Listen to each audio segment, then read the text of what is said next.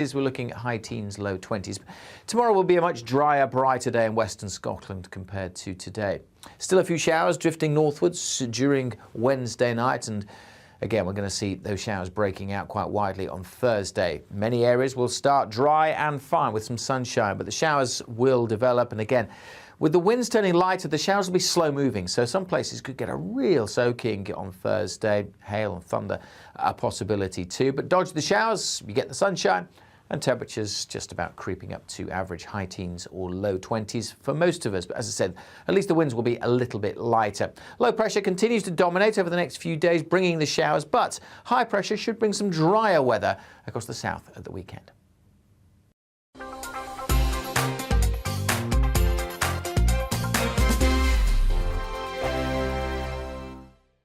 We are GB News. We're right across this great nation. On TV. On radio. On digital. Absolutely everywhere. We don't talk down to you. We embrace all voices with honest and civilised conversation. We are not part of the establishment. We're one of you. And we're only getting started.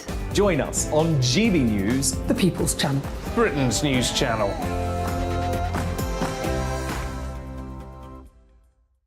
Hi there, it's Stephen and Anne.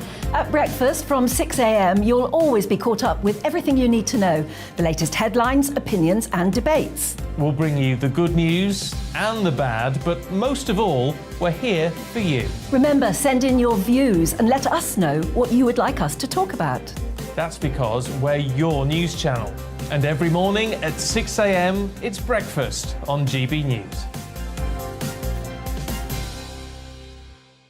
My name's Tom Harwood, and join me 9:30 a.m. every weekday for The Briefing, your one-stop shop for everything you need to know about what's going on in politics today. I wonder if this is a deal that might need to be like the biscuits in this factory, twice baked. Is there not an opportunity here to win out against the extremes? Tom Harwood, GB News. What are you going to do about it?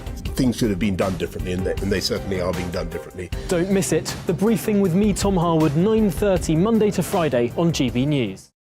Where would you like to go? Just take me to the studio, please, mate. You know where you're going. I've got a show to do. Friday Night Feast on GB News, 7 p.m. And it's like nothing you've ever seen before. We take a different angle on the week's biggest news stories. The viewers and listeners set me some absolutely mad challenges to do. We tried to rehome a rescue dog. And yes, there's some other wacky stuff in there as well. I feel like I could take on the world.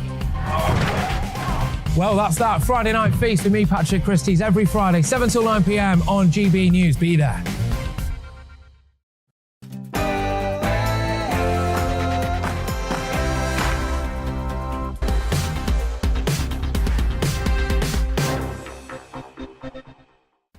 Hi there, welcome to Brazier. Some fast-paced news from 4 until 6 in the next hour for you. Those world leaders at the G7 summit in Germany, they've agreed to tighten restrictions on Russia after that missile strike against a shopping centre with 1,000 civilians inside. Boris Johnson's one of the leaders who will now travel to Madrid for a NATO summit. Meanwhile, the head of the British Army says we must be prepared to fight and win to prevent the spread of war in Europe. The Defence Secretary, Ben Wallace, is also urging the Prime Minister to increase defence spending. He wants 2.5% of GDP. Where's the money going to come from? The thoughts of Major General Chip Chapman. And Nicola Sturgeon set out how she plans to hold a second referendum on Scottish independence. Reaction. Presiding Officer, I can announce that the Scottish Government is proposing that the independence referendum be held on the 19th of October 2023. But will the Supreme Court let that happen? Reaction from Scotland with our reporter David Donaldson. And I'll speak to a Scot living in England, one of hundreds of thousands who are frustrated that they've not necessarily got a say whatsoever in the future of the country they grew up in. And with me for the next 2 hours, the political commentator Lynn May. But first, we have the latest news headlines with Polly.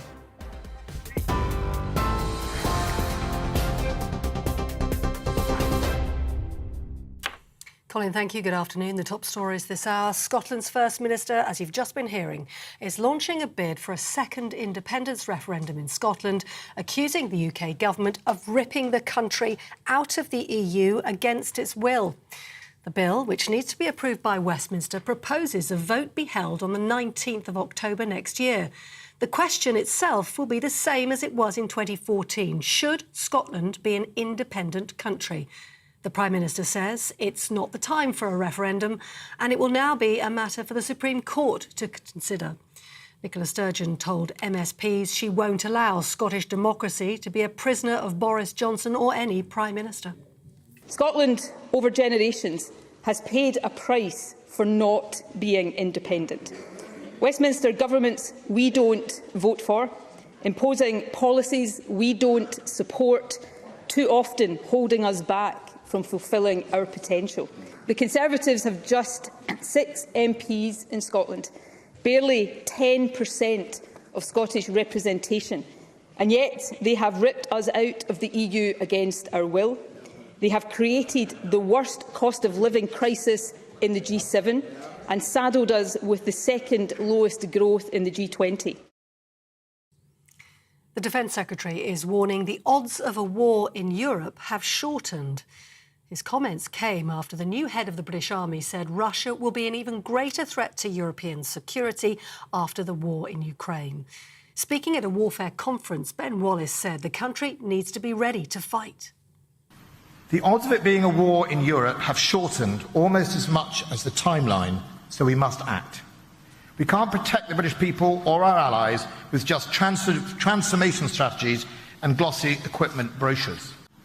We must always be ready to fight, wherever positioned and whichever domain, and in doing so contain the Kremlin's aggression, because it is increasingly clear that President Putin cannot be deterred by threat of punishment or the costs imposed upon his people.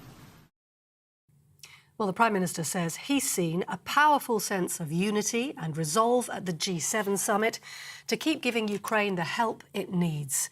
Boris Johnson and other leaders have accused President Putin of war crimes after the Russian missiles that hit a shopping centre in central Ukraine, killing at least 18 people. I think people are just shocked by what Putin is capable of doing. And, if anything, it helped those of us who are making the case for helping to protect the Ukrainians to get that message across to some of those people who are more swing voters in the argument. They can see that this is utter barbarism. In the United States, the number of migrants who died in a human trafficking incident in Texas has climbed to 50. Some 22 Mexicans, 7 Guatemalans and 2 Hondurans were among those found in a lorry which was abandoned near the Mexican border. 16 people, including 4 children, are being treated in hospital. Police say 3 people are now in custody. Here, a woman who died when a gas explosion reduced a house in Birmingham to rubble is understood to be 79-year-old Doreen Rees-Bibb. The pensioner was killed on Sunday when a blast tore through the property in King's Standing.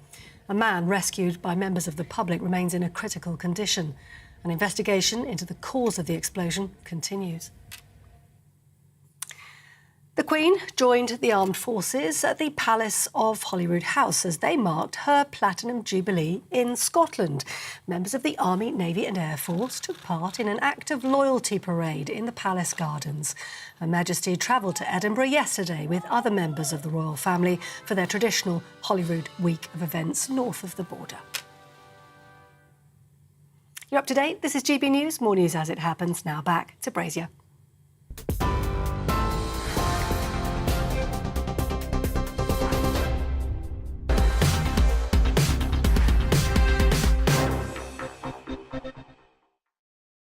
Afternoon to you. It's just gone 6 minutes past 4. World leaders, they have condemned Russia for a missile strike on a busy shopping centre in Ukraine. At the G7 summit, it's been held, as you just heard from Polly, in Germany.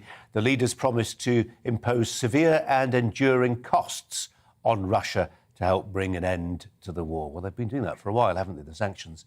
But Boris Johnson's now travelling to Madrid. Why? For a NATO summit where it's expected that there will be a decision made to increase the number of NATO troops on high alert from 40 to 300,000. The UK is expected to sharply increase its troop numbers on the Russian-Baltic border too. The NATO Secretary-General, Jens Stoltenberg, called the alliance plan the biggest overhaul of our collective defence and deterrence since the Cold War. Our security editor, Mark White, is following this. He's here in the studio. Readiness, does that mean more British troops going closer to Russia?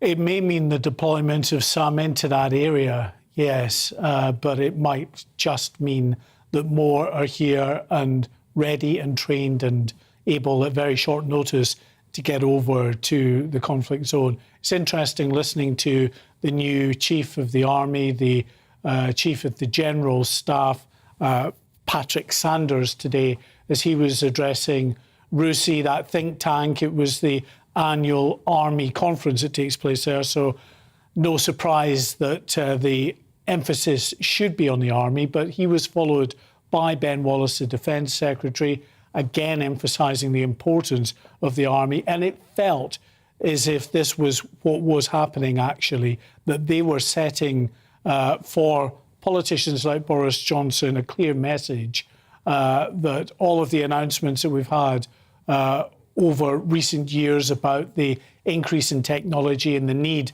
to fight wars in the grey zone and to invest in cyber, at the end of the day, what the conflict in Ukraine has shown is that there is no substitute for brute force on the ground, land battles, as General Sanders put it. He said you can't cyber your way across a river. And so he clearly is up for the fight in the sense that he was saying there needs to be a focus on what is the predominant threat at the moment, and that is coming from Moscow. But he says that the British Army effectively needs to be left alone to concentrate on that threat and not be drawn in to other requirements. Mark, I'll come back to you in just a sec.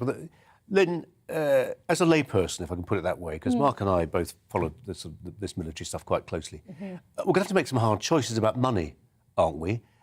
Defence costs, Ben Wallace has said we should be spending at least 2.5% of GDP on it. What do we cut to pay for defence? He said he didn't say that, did he? But I think we are going to have to spend more, and not just for the war, but because of Brexit as well. The whole point of the EU was to ensure that, potential wars were kept at a minimum, if at all. And now we've left, we don't know what the future holds in terms of the other European countries. So I think it's important. And, in terms of when we look at soldiers' starting salary, all these people are striking, but it's like 21,000 and they risk their lives for us all the time. But I've got a question quickly for you. With the membership being sped up for Ukraine, is the likelihood of us actually having to enter a hot war physically more imminent now? Yeah, well, the membership for Ukraine isn't being sped up. They are not joining NATO, which was, of course, a claim that Russia had made as a pretext for going into Ukraine in the first place. Ukraine has said that a long-term goal might be to join NATO, but they accept that they wouldn't be joining NATO at this point in time. EU? However, Finland and Sweden have both said that they would like to join NATO now because of what Russia has done, which has further enraged Russia, of course, and led to more bellicose threats coming from Moscow. But yes, there is a slight stumbling block in the membership of Sweden and Finland into NATO, in that Turkey are rather concerned about the way in which they say Sweden is providing a home for, they would describe them as Kurdish terrorists, but Kurdish separatists. There's a question for tomorrow. Yeah. Can anybody tell me why Turkey is still in NATO? They seem to prefer the company of Vladimir Putin to us. I know they've got a big standing army, third biggest in the world. They're using it, aren't they, for power? But maybe we'll talk about it tomorrow. Along with, I'm very keen tomorrow, we should be doing it today really, this idea of what's happening on the small boats crossing, the migrant crossings. The government's now got powers to put the person who's got their hand on the outboard motor to prison for life. And I wonder whether that might have a more profound deterrent effect. It's a very big development, Colin, Yeah, we'll talk about it tomorrow, maybe. Yeah. Mark, thanks very much indeed. We're going to stay with defence with this question. What is the priority for your taxpayers? Cash unions say we need to pay more to railway workers, teachers and doctors. But what about the defence of the realm, as Lynn May was just saying? It costs a lot of money to pay for a doctor, for a teacher, rather less for a soldier. But how do we get more of them then? In a speech this afternoon, Britain's most senior soldier made clear the UK was underspending on military spending. As we just told you, the new head of the British Army, there he is, said we must be prepared to fight and win to prevent the spread of war in Europe. UK currently spends 2%, thereabouts, of its GDP on defence, matching the target NATO sets for its members. It's reported Ben Wallace wants to increase that by 2.5% by 2028. Sent to a former head of counter-terrorism at the MOD, Major General Chip Chapman, who joins me. Chip Chapman, welcome to you. 2.5%, well, inflation's running rampant. I mean, that 2.5%, it's money that the country can't afford, sadly. Yeah, well, you have to look at the budget as it stands at the moment. And at the moment, it's £46 billion with what was a 1.5% increase during the comprehensive spending review period. Now, that sounds a lot, but then you have to look at the cost drivers for defence and how they've been affected. And they're really four: pay, pensions, fuel costs, and Category A equipment programs. That's those over 400 billion. Now, oil or fuel is done in dollars and the pound is down against the dollar. And so that impacts on the inflation of the fuel costs for all the armed forces. Major capital equipment programs, the 5th generation F-35 fighter, that's being paid for in dollars. We're now getting only 1.23 to the dollar. So if you were to look from 2021, when the CSR happened and the 46 billion I mentioned, it was then worth $62.8 billion. That is now only worth $56.8 billion. So a big decrease there. And of course, there are these opportunity costs. What do people really want? Do they want their energy to be subsidized? Do they want food resilience? And those are the opportunity costs against the threat which Russia poses to us. And the problem with defence spending, I mean, is that it's an insurance policy, isn't it? And people, you know, when they look at the household bills, if you liken this to family spending and budgeting, it's one of the first things to go, isn't it? We don't need. Do we really need that insurance policy? Yeah, and I think this has always been the case for the army. So I think what you'll see tomorrow at the NATO conference is this dilemma that the Brits have always had between a limited liability and a continental commitment. Now, we've always had the enhanced forward presence since the Warsaw 2016 conference, when we went to the enhanced forward presence in Poland, Lithuania, Latvia and Estonia, with the Brits leading in Estonia and having a presence in Poland. Now, if you're going to go from 40,000 people in the NATO response force to 300,000, and beef up those enhanced forward presence battle groups, about 1,000 people to 3,000 or 4,000 people, that means that is very expensive in terms of sustainability in equipment, manpower, forward presence or rearward presence if you're going to be trained to a standard. All that has a readiness profile if you're at something like 2 days or 5 days notice to move, and the NATO response force, the NRF, is generally at R2, that's readiness 2, which is 5 days notice to move. That itself is very, very expensive to fund. So if you're going to have that 7-fold increase, you need additional funds for it, or something has to give elsewhere in the defence budget. Something has to give. Chip Chapman, thanks very much indeed. We're going to move on and talk about Scotland. This afternoon, Scotland's First Minister, Nicola Sturgeon, has set out her plans to break up Britain with a second referendum on Scottish independence. Independence won't always be easy. It isn't for any country. But independence will give us the opportunity to chart our own course, to build a wealthier, greener, fairer nation, to be outward-looking and internationalist, to lift our eyes and learn from the best. Presiding Officer, now is the time, at this critical moment in history, to debate and decide the future of our country. Now is the time to get Scotland on the right path, the path chosen by those who live here. Now is the time for independence. The path chosen by those who live here. We'll be talking about those Scots who don't live in Scotland, whether they deserve a vote in a future referendum, should it happen at all, very shortly. But that proposed date then for the referendum, 19th of October 2023, the UK government has held firm its view that that now is not the time for another referendum. Let's turn to our Scotland reporter, Davy Donaldson, who joins us from Edinburgh. Davy, it was going to be a once-in-a-generation vote, not so.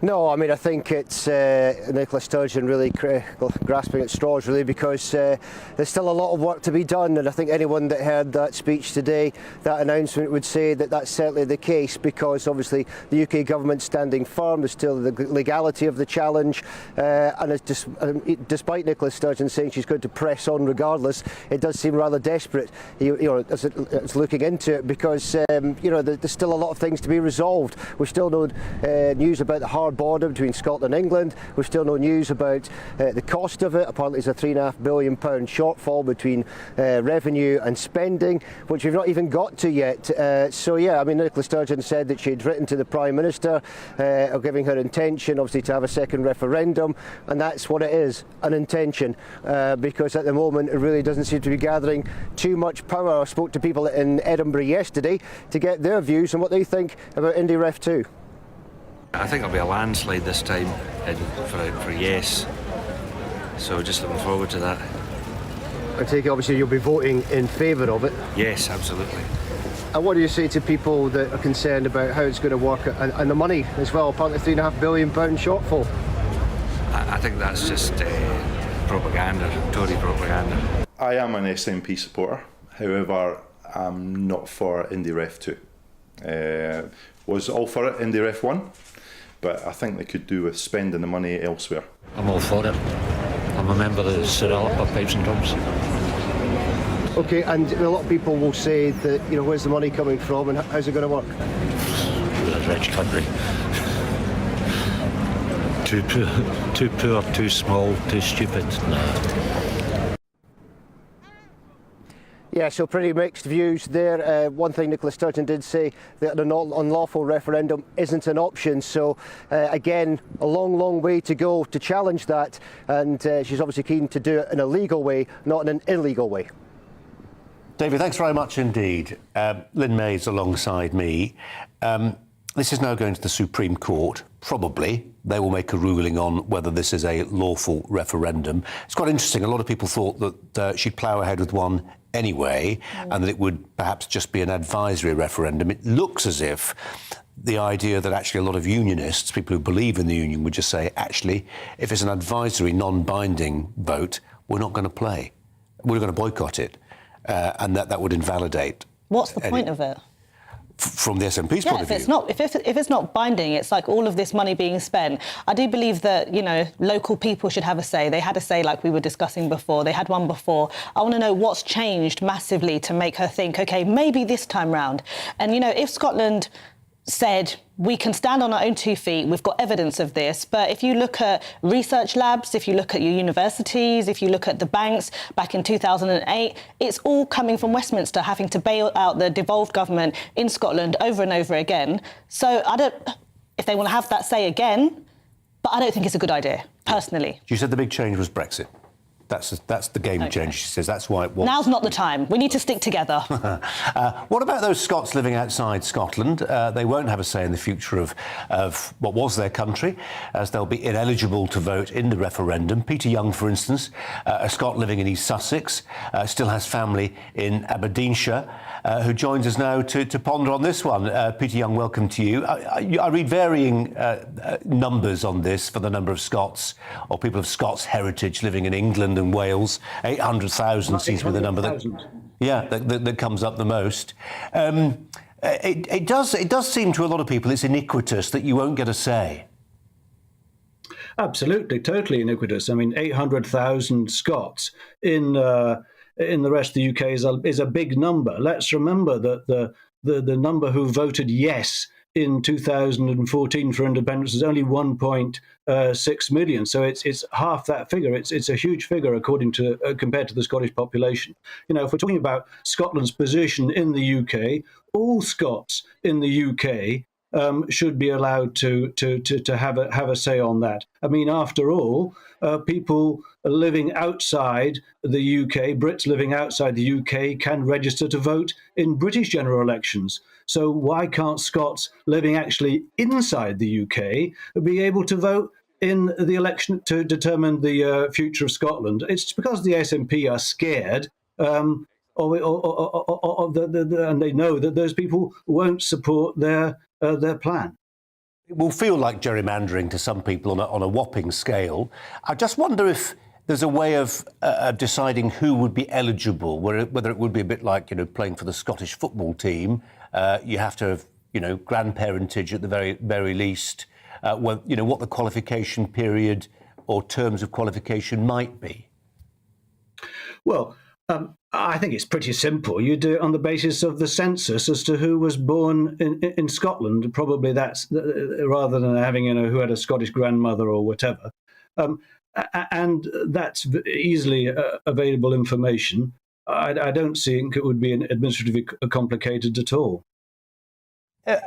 But just to extend the logic of this, if you're saying that Scots living outside of Scotland should be eligible to vote, what about everybody else within the United Kingdom? Because there is a view, isn't there, that says actually that if you're threatening to dissolve the most successful political union in 300 years, then everybody in the United Kingdom has a stake in that. It's like any divorce. Yes, there's the party that's suing for divorce, but there are other people involved when a relationship sunders. Well, I think there's a very strong case for that. I mean, let's remember that Scotland basically has had huge resource transfers from the rest of the UK for decades. I mean, if we look at the latest figures, the Scottish revenue, revenue from all taxes was about 62 billion. Spending was 99 billion, and the 36 billion gap is covered by the UK taxpayer, either by direct contribution of taxes or by borrowing. Of course, Scotland couldn't do that borrowing itself because it doesn't have any track record. So, we put in all this money over the years, and it is, one country. I think that everyone within the country should be able to have a vote on it. Although there is, of course, some danger that some people in England would think, God, let's vote yes in order not to hear Nicola Sturgeon on the TV anymore. But I guess we probably would still hear her, unfortunately. Peter, just one final thought, and I hope you don't think it's a glib point, because I think it is a really important one. People listening to you, there's a hint of Scottishness there in your accent, but I've got English-sounding Scottish friends who, when they go back north of the border now, they're seen as English by dint of sounding English, even though they've got ancestry stretching back, eons of Scottishness. It feels like, as part of the toxic politics of nationalist politics in Scotland, like the way you sound is the most important thing sometimes. Well, Colin, I could speak with a Scottish accent if you want me to, but I think a lot of your viewers wouldn't really follow what I'm saying. So I'll just switch back. But I think there's been an awful lot of, really revolting, racist, toxic nationalism. It shouldn't be down to how people sound or how they look or where they were born to be regarded as Scottish or not. It's really very unpleasant. There's a nasty undertone amongst a lot of the Scottish nationalists promoting that line. And, Nicola Sturgeon will hold back from it, but she nevertheless promotes it herself in a sort of restrained sort of way. I mean, the whole thing is basically about grievance. I mean, rather than trying to run Scotland properly, which the SNP have completely failed to do, lower economic growth, increasing poverty, shocking health service, once great education system reduced to an appalling condition, etc., etc. They just distract people's attention by ranting on about independence. Whichever way this goes, whether this independence referendum is allowed or not, it'll enable them to just and only talk about that, as opposed to their appalling record, for the next year or so. And that's what they want. Peter Young, nice talking to you. Thanks very much indeed. Coming up, a man's been arrested on suspicion of murder following a suspected, in quotes, stranger attack on a woman in East London. What drives people to randomly attack a stranger? Statistically, how common is it? We'll speak to a former Scotland Yard detective, Peter Blexley, next. Back in a moment.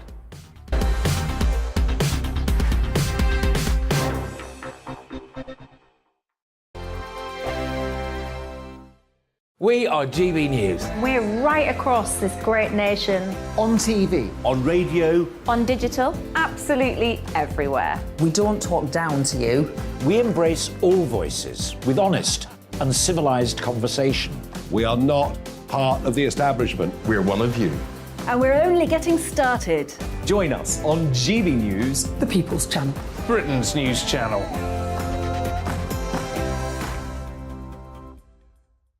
Hi there, it's Stephen and Anne.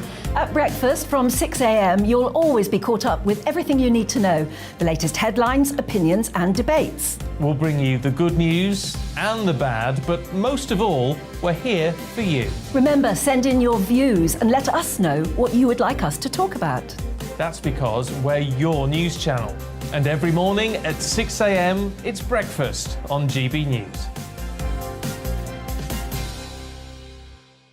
My name's Tom Harwood and join me 9:30 a.m. every weekday for The Briefing, your one-stop shop for everything you need to know about what's going on in politics today. I wonder if this is a deal that might need to be like the biscuits in this factory, twice baked. Is there not an opportunity here to win out against the extremes? Tom Harwood, GB News. What are you going to do about it? Things should have been done differently, and they certainly are being done differently. Don't miss it. The Briefing with me, Tom Harwood, 9:30 Monday to Friday on GB News. Where would you like to go? Just take me to the studio, please, Matt. You know where you're going. I've got a show to do. Friday Night Feast on GB News, 7 p.m. And it's like nothing you've ever seen before. We take a different angle on the week's biggest news stories. The viewers and listeners set me some absolutely mad challenges to do. We tried to rehome a rescue dog. And yes, there's some other wacky stuff in there as well. I feel like I could take on the world. Well, that's that. Friday Night Feast with me, Patrick Christie's, every Friday, 7 till 9 p.m. on GB News. Be there.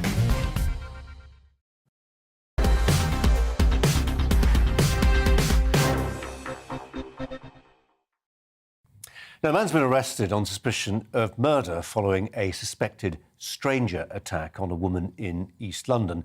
Zara Alina was assaulted as she walked along Cranbrook Road towards Gants Hill, the station there in Ilford. This was in the early hours of Sunday morning. The Met Police believe the 35-year-old was the victim of what they described as an opportunist stranger attack. Figures from 2018 suggest 90% of victims of violent crime know their attacker. What about the other 10%? What drives people to randomly attack a complete stranger? The former Scotland Yard detective Peter Blexley joins me in the studio. Peter, welcome to you. This is very rare. Yes, mercifully, these kind of attacks where women are killed by people not known to them are rare, but of course that is absolutely no consolation whatsoever to anybody connected to the victims of these atrocious crimes. I'm sad to say that Zara's name will now sit alongside Sarah Everard, Sabina Nessa and others who have been murdered in recent times by men who are strangers to them. The vast majority, the flip side of this is that the vast majority of homicides in this country are committed by people known to the victim and most obviously, sad to say, family members. Yes, and of course, those figures are utterly appalling. About 3 women a week lose their lives at the hands of somebody known to them, partner, former partner, or otherwise connected to them. And I'm afraid these figures are just appalling. There doesn't seem to be any significant reduction in the numbers of these crimes, and that is why there is rightfully such an outcry about the levels of violence towards women and girls. Something has to be done. Lynn, setting aside the obvious tragedy of a loss of a life and the impact on the loved ones of this particular woman, whenever stories like this happen, there's sometimes the risk of a disproportionate reaction, particularly for women who think the streets really aren't safe, when actually statistically they're not as unsafe as this particular killing might suggest. Yeah, I think especially people may disagree with me, but we tend to be as women quite emotionally driven. So when we see things like this of this magnitude, it does strike fear in us. I think, as you were saying earlier, I don't think we should criticise people that try to suggest ways that we can be safer. Of course, in an idyllic world, these things shouldn't happen, but we don't live in an idyllic world. We never will live in an idyllic world. So if there's things that we can do to keep us safer, whether that's, you know, being aware, taking out our headphones late at night, you know, making sure you're in a well-lit area, I don't think that with this whole, I don't want to say agenda, but, you know, women should be able to be empowered to do whatever the hell they like. That's just not realistic. Peter Blexley, not getting into this individual case, but as a detective, in terms of the detectives looking to solve this particular crime, or crimes, I should say, like it, where it appears to be a completely random, opportunistic attack, how much harder does that make the job of determining who the killer was? Because you can't go to the obvious places. Well, the primary fear that sits in the minds of detectives is we have to find this person before they harm somebody else. And that's what drives them. That's why detectives this evening won't be going home to their beds. They'll be working every waking of what to us are sleeping hours. They will not rest until the job is done. And they will work tirelessly. And, of course, I will not comment further because somebody is in custody. But those detectives, that fear in cases like this is always, we mustn't allow another crime like this to occur. Peter, appreciate you coming in. Thanks very much. Coming up, as the number of graduates owing more than £100,000 in student loans has gone up by more than 3,000% in a single year. We'll ask again, is university a pathway to success or a road to debt? We'll take a look back at one of the most dangerous jobs too in World War II on the 10th anniversary of the unveiling of Bomber Command's memorial, remembering the pilots and aircrew who fought in World War II. First, the latest news headlines with Polly.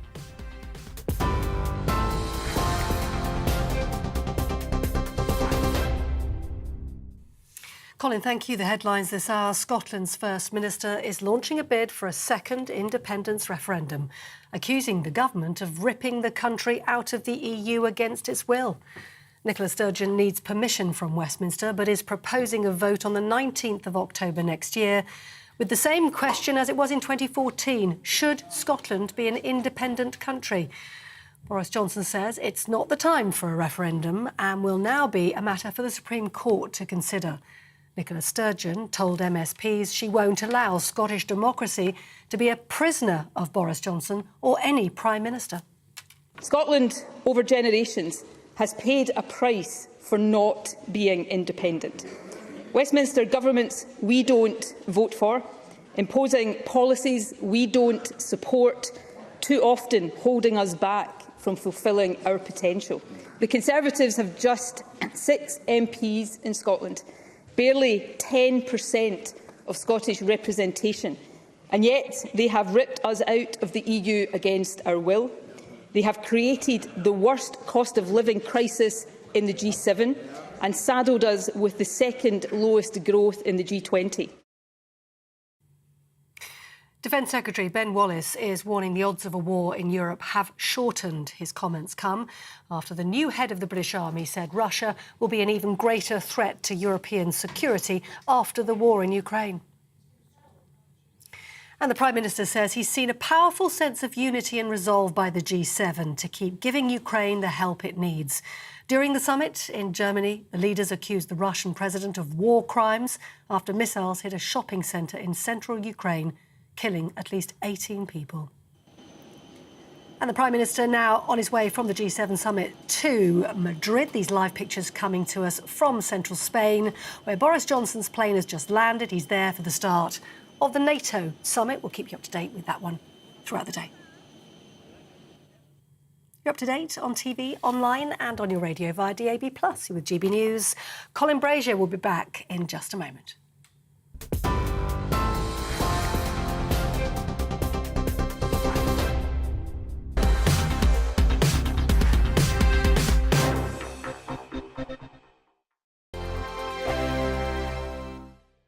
We are GB News. We're right across this great nation. On TV. On radio. On digital. Absolutely everywhere. We don't talk down to you. We embrace all voices with honest and civilised conversation. We are not part of the establishment. We're one of you. And we're only getting started. Join us on GB News, the People's Channel, Britain's news channel.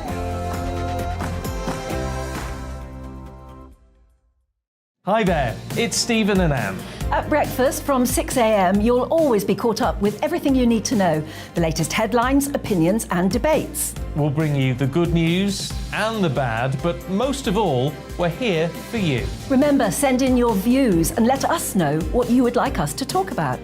That's because we're your news channel. And every morning at 6 a.m, it's breakfast on GB News.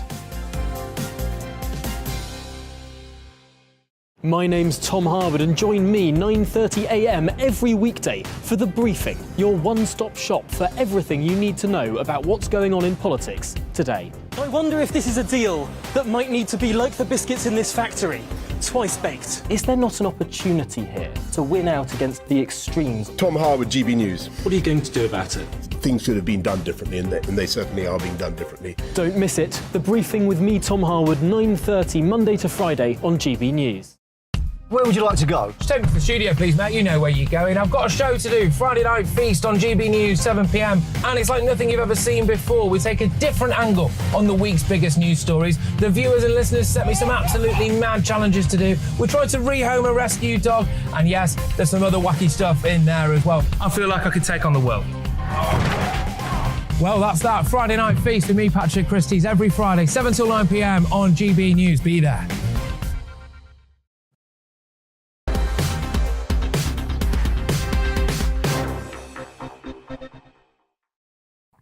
So Nicola Sturgeon renewed her pledge to make Scotland an independent country.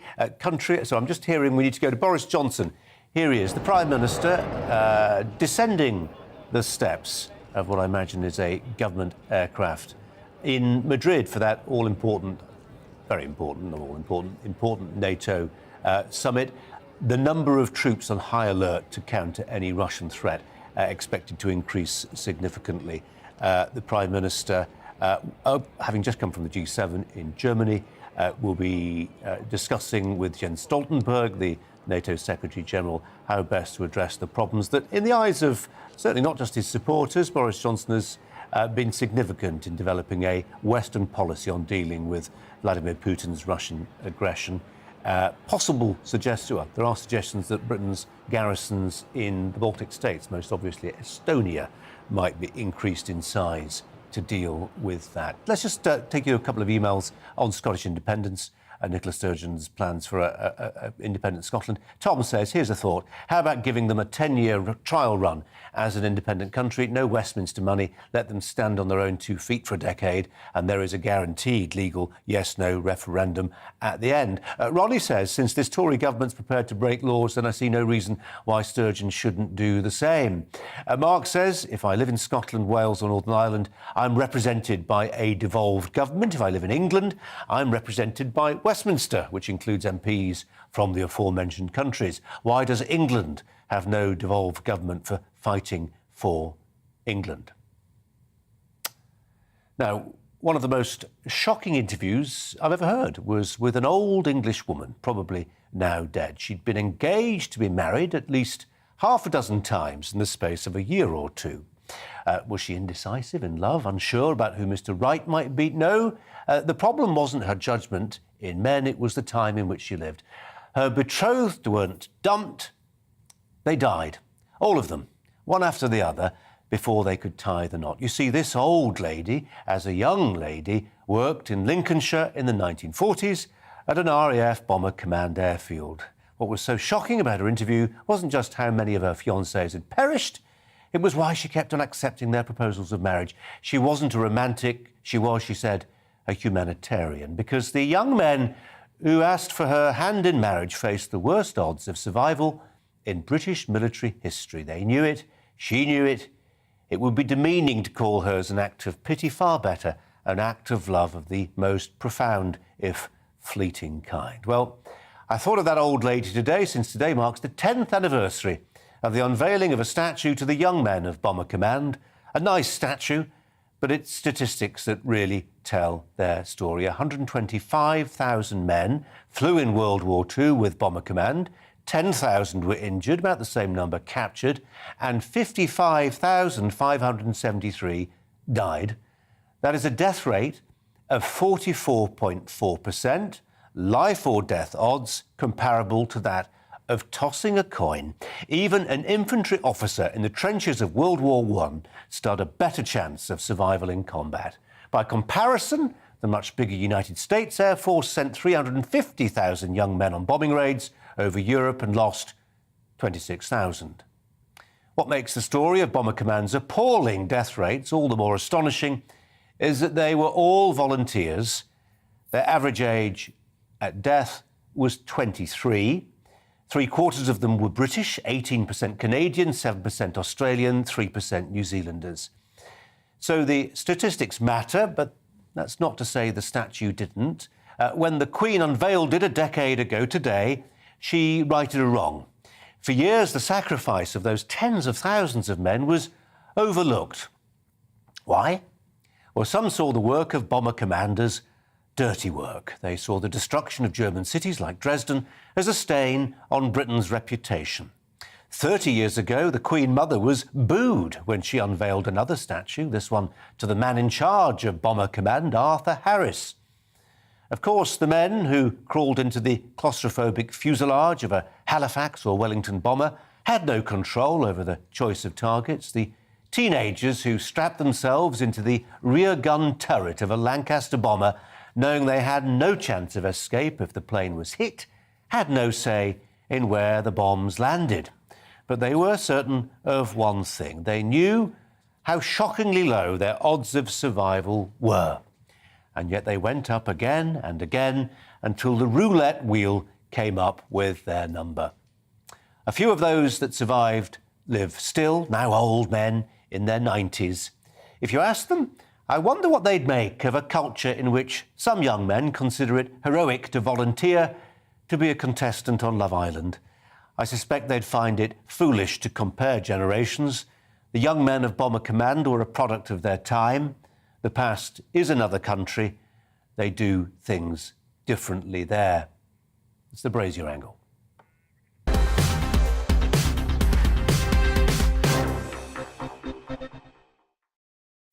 Lynn May is with me. Can you imagine death rates that high? Basically, it's tossing a coin. And they were volunteers. And at the time of death, the average age was 23. It's not that long ago. And it's, I was listening to some interviews a couple of days ago with regards to how our vets are being treated. And it's just heartbreaking considering how much they give up to be able to fight or potentially go off to fight. And how we look at the landscape of the world now, it's very real.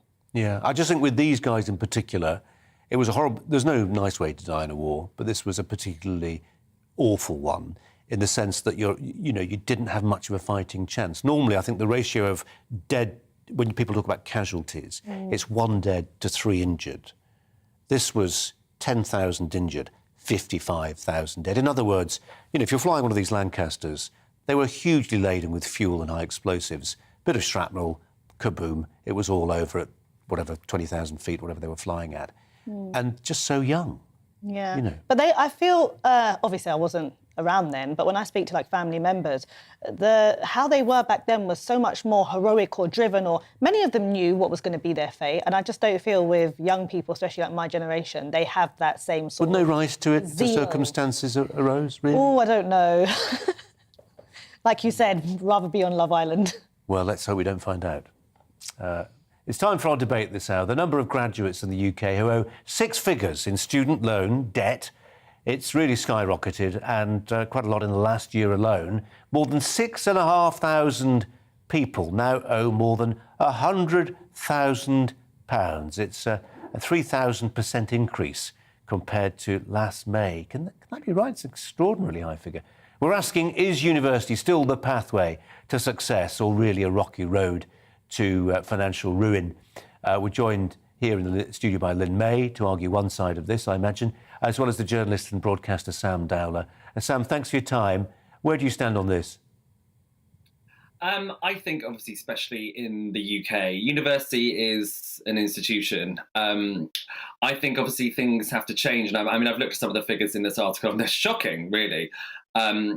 But I think, it's still an essential part of education. I think, obviously, if you want to do something specifically vocational, like being a doctor or a vet, something like that, you have to you have to go to university and study for years and years, obviously. But I think where it comes to, for example, schools obviously filter into certain universities, and if you don't know why you want to go to university, like for example, I was told I had to go to university whether or not I wanted to, and it was just a case of just pick a subject that you might like, and I think those days should be over. Really, I think everyone should have to take a year out after school to decide what they wanted to do. But I think obviously it's still a part of it's still a massive part of our education, and if you do want something, the top jobs, you do have to go to university at some point. Lynn, what do you make of this? I don't think you're going to get much of a debate here, because I actually agree with a lot of what he said. I think that a year out is a really good idea. The only thing I would say is when it comes to when you're leaving school, there's not enough being done to actually hone in on the interests of a young person about to embark on maybe A-levels and then off to university. When you speak to so many people, the pressure of, oh, well, my parents said I had to go, or, I think that I'm going to get a really well-paid job, when we know that over 40% of people don't even use the degrees for the jobs that they're currently in. So I think more needs to be done about why are you going to uni? And I know so many people are going to disagree with me on this, but I just don't think that degrees that are surrounding the arts should be promoted, because you do not need to really go to university to enter media as such, unless you want to be a journalist, or, even when it comes to like music, acting. I know so many people in those industries and they didn't go to university and they're extremely successful. Sam, you make it almost sound like it's an experience which people should have, which is fine for them as a journey of self-discovery and all that stuff. But where's the utility for the nation? I mean, I get that, people want to do a medicine degree, that's vocational, it leads them on to that. But I think I read the other day that you can do a photography degree and your earnings, even sort of X number of years on from doing that photography degree, are about average earnings. I mean, you'd be better off working in no offence meant to anybody who's working in a call centre right now, but you'd be better off in a call centre having not been to university. Yes, I mean there's a lot to be said for that, obviously, but I think it's the experience of university as well. I mean, that's why I agree with your guest about taking a year off to have a think about what you want to do. But like, university isn't, especially when you look at the figures about debt, it isn't just going there, having a laugh, meeting people for the first time, living away from home for the first time, getting drunk with your new pals down the Union, etc. Like, when you're going to get into so much debt, I mean, what is the point if you're not even going to get a job afterwards? But I do think that experience is really important, and it does. Those 3 or 4 years do shape who you are personally a lot of the time, and I think but I agree again with your guests, like friends of mine. I'm going to interrupt because you're both agreeing with each other quite a lot. What shapes people's personality is their experience, is the passage of time. And I could introduce both of you to people who've left school at 16 and they've gone and worked for dad's window cleaning firm, or they've gone to work on a farm. And nobody's suggesting for a second that what they experience age 16 to 17, age 17 to 18, age 18 to 19 doesn't somehow shape their personality. It just shapes. It's higher education. It's higher education, though. It just shapes. Well, photography, higher education. It just shapes it in a different way. Well, I think it's about the perception as well, though. I think it's about the perception. I think there's gone are the days where if you become a barrister, you're automatically going to be in the 1%. As we know, they're on strikes. This week, on Monday, they started their strike, and their starting salary, being self-employed, is $12,000, whereas because of Brexit and the building industry, bricklayers are raking it in. Those are not the things that we tend to think about, and we're not promoting those other jobs that can, have brilliant salaries, be character building like university. And I think we need to talk about those industries and those careers more than just, off you pop, go to university. I have to say it is more of like a middle class thing, and I have to say, like, I loved my time at university, and I think it saw me well, especially within my chosen profession. I'm a journalist and a broadcaster, and I did an English degree. So I mean, and I know what your guest said about the arts and stuff, and I think maybe things do need to change on that front. But the majority of topics and subjects that you study, like photography, I know you turned your nose up against it a bit, but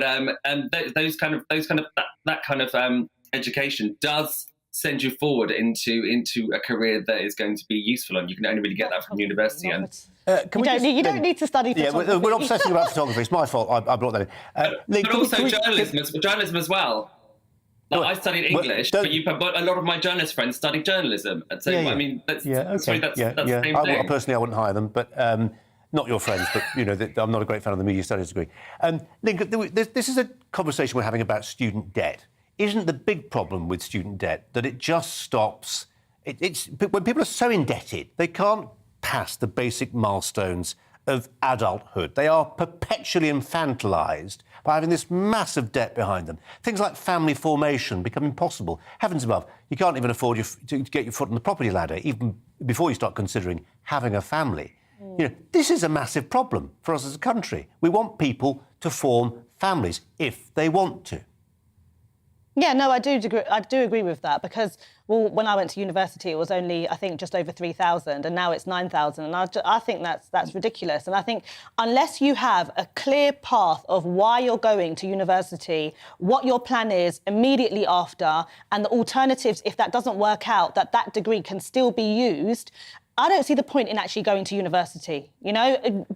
Getting drunk, or like you said, it being character building is not a good enough justification if you do not know what you're going to use that degree for. Lynn, Sam, thanks both very much. You're just compiling a list of all the people who need to apologise to. Anybody with a photography degree, anybody who works in a call centre, email us if I've forgotten anything. Sam, thanks very much indeed. Lynn, too. It's time for 5 to 5 as we discuss 5 things you might want to know about before 5 o'clock. At 5, at least 50 people found dead in an abandoned truck on the outskirts of San Antonio in Texas. The death toll believed to be the worst case of migrant deaths caused by smuggling in the country.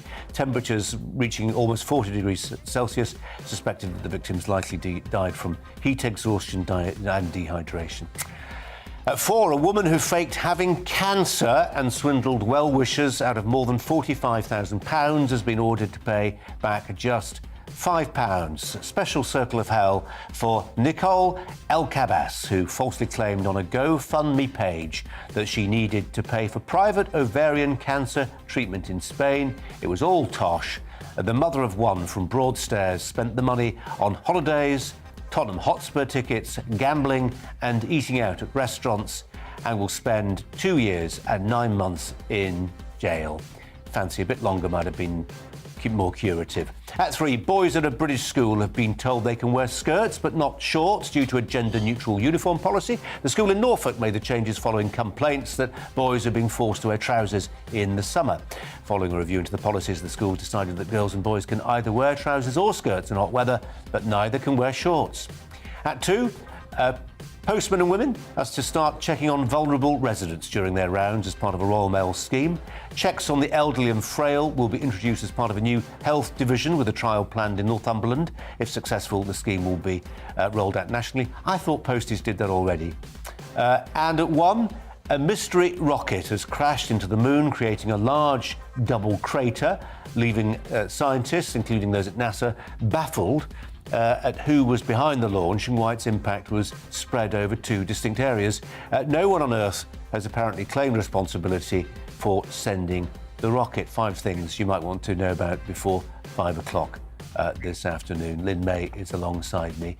Here's the question, Lynn, always the same after 5 to 5. What caught your ear from that list of stories?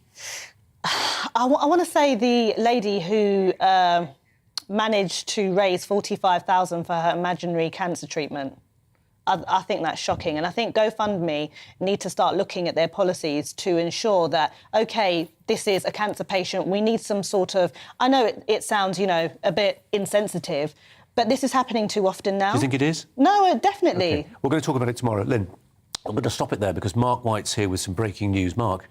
Yes, extraordinary development. The UK's largest police force, the Metropolitan Police Force, has just been placed in special measures by Her Majesty's Inspectorate of Constabulary because clearly in the eyes of HMIC it is failing. It is not making the improvements that are required. We just as well had a statement through from Home Secretary Priti Patel who said, I expected the police to get the basics right. I expect the police to get the basics right. It is clear the Metropolitan Police Service is falling short of these expectations, which is why I support the action that HMIC is taking today to highlight their failings. And I expect the Met and the London Mayor to take immediate action to begin addressing them. What does it mean, Mark, in the sense of, I get what special measures mean. When one of my kids was at a school that went into special measures, it got more help from the local authority, got some extra teachers, etc. What do you do with the Met if it's in special measures? Well, there will be more help, yes.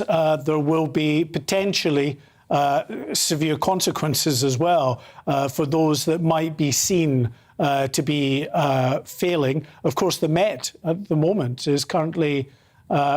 they've got an acting deputy commissioner, Sir Stephen Howes, but they don't have a replacement yet for Dame Cressida Dick. Priti Patel has just said in that statement that she's still pressing ahead with the process of trying to appoint a new commissioner.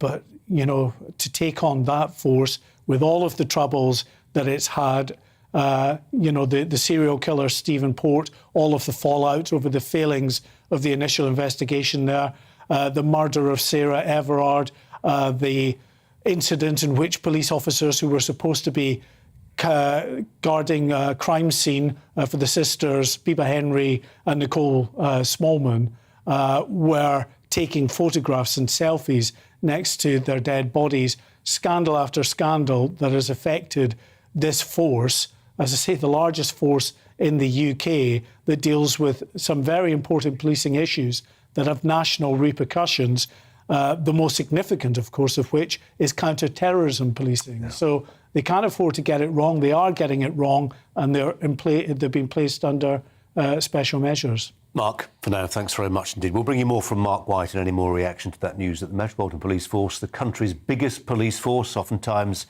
and increasingly it seems a political football, is now effectively in special measures. More news coming up.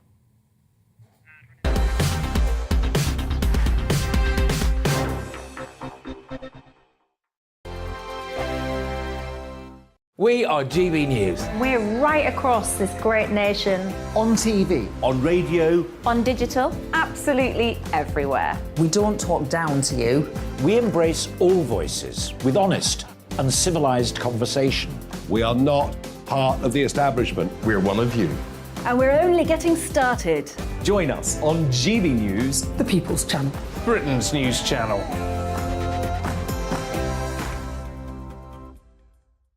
Hi there, it's Stephen and Anne.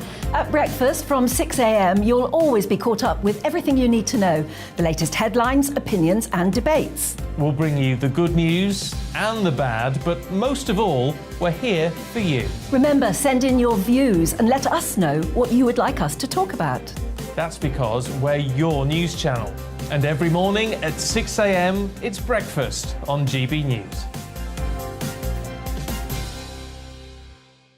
My name's Tom Harwood and join me 9:30 a.m. every weekday for The Briefing, your one-stop shop for everything you need to know about what's going on in politics today. I wonder if this is a deal that might need to be like the biscuits in this factory, twice baked. Is there not an opportunity here to win out against the extremes? Tom Harwood, GB News. What are you going to do about it? Things should have been done differently, and they certainly are being done differently. Don't miss it. The Briefing with me, Tom Harwood, 9:30 Monday to Friday on GB News.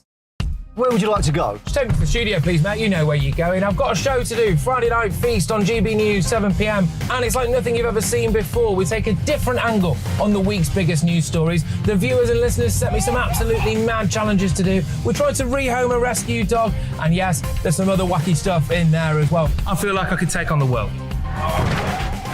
Well, that's that. Friday Night Feast with me, Patrick Christie's, every Friday, 7 till 9 p.m. on GB News. Be there.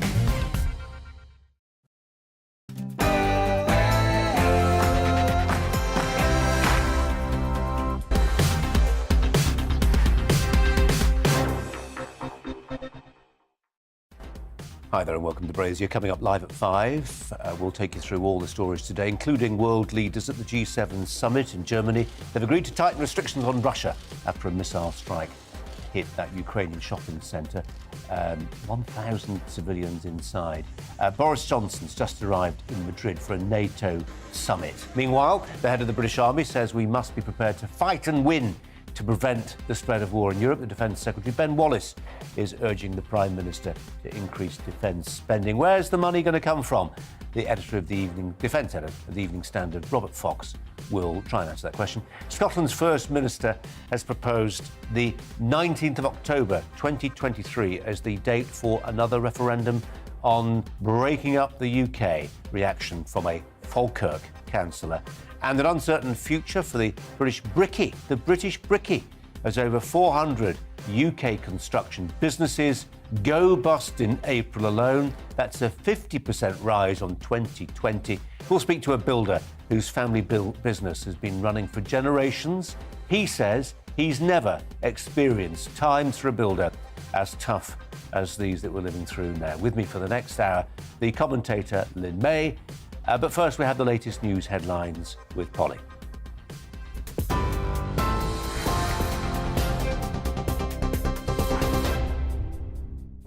Colin, thank you. Well, as you've been hearing from Mark White a short time ago, breaking news in the last few minutes.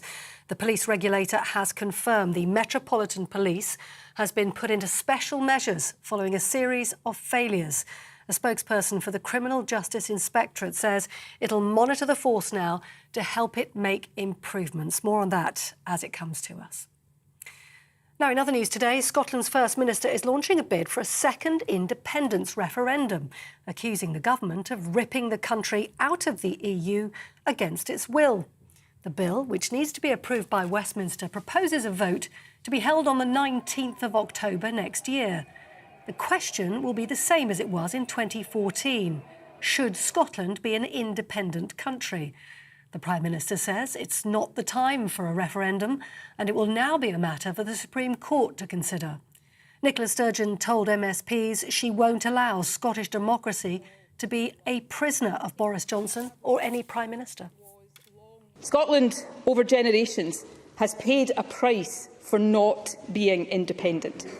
Westminster governments we don't vote for, imposing policies we don't support, too often holding us back from fulfilling our potential. The Conservatives have just 6 MPs in Scotland, barely 10% of Scottish representation, and yet they have ripped us out of the EU against our will. They have created the worst cost of living crisis in the G7 and saddled us with the second lowest growth in the G20.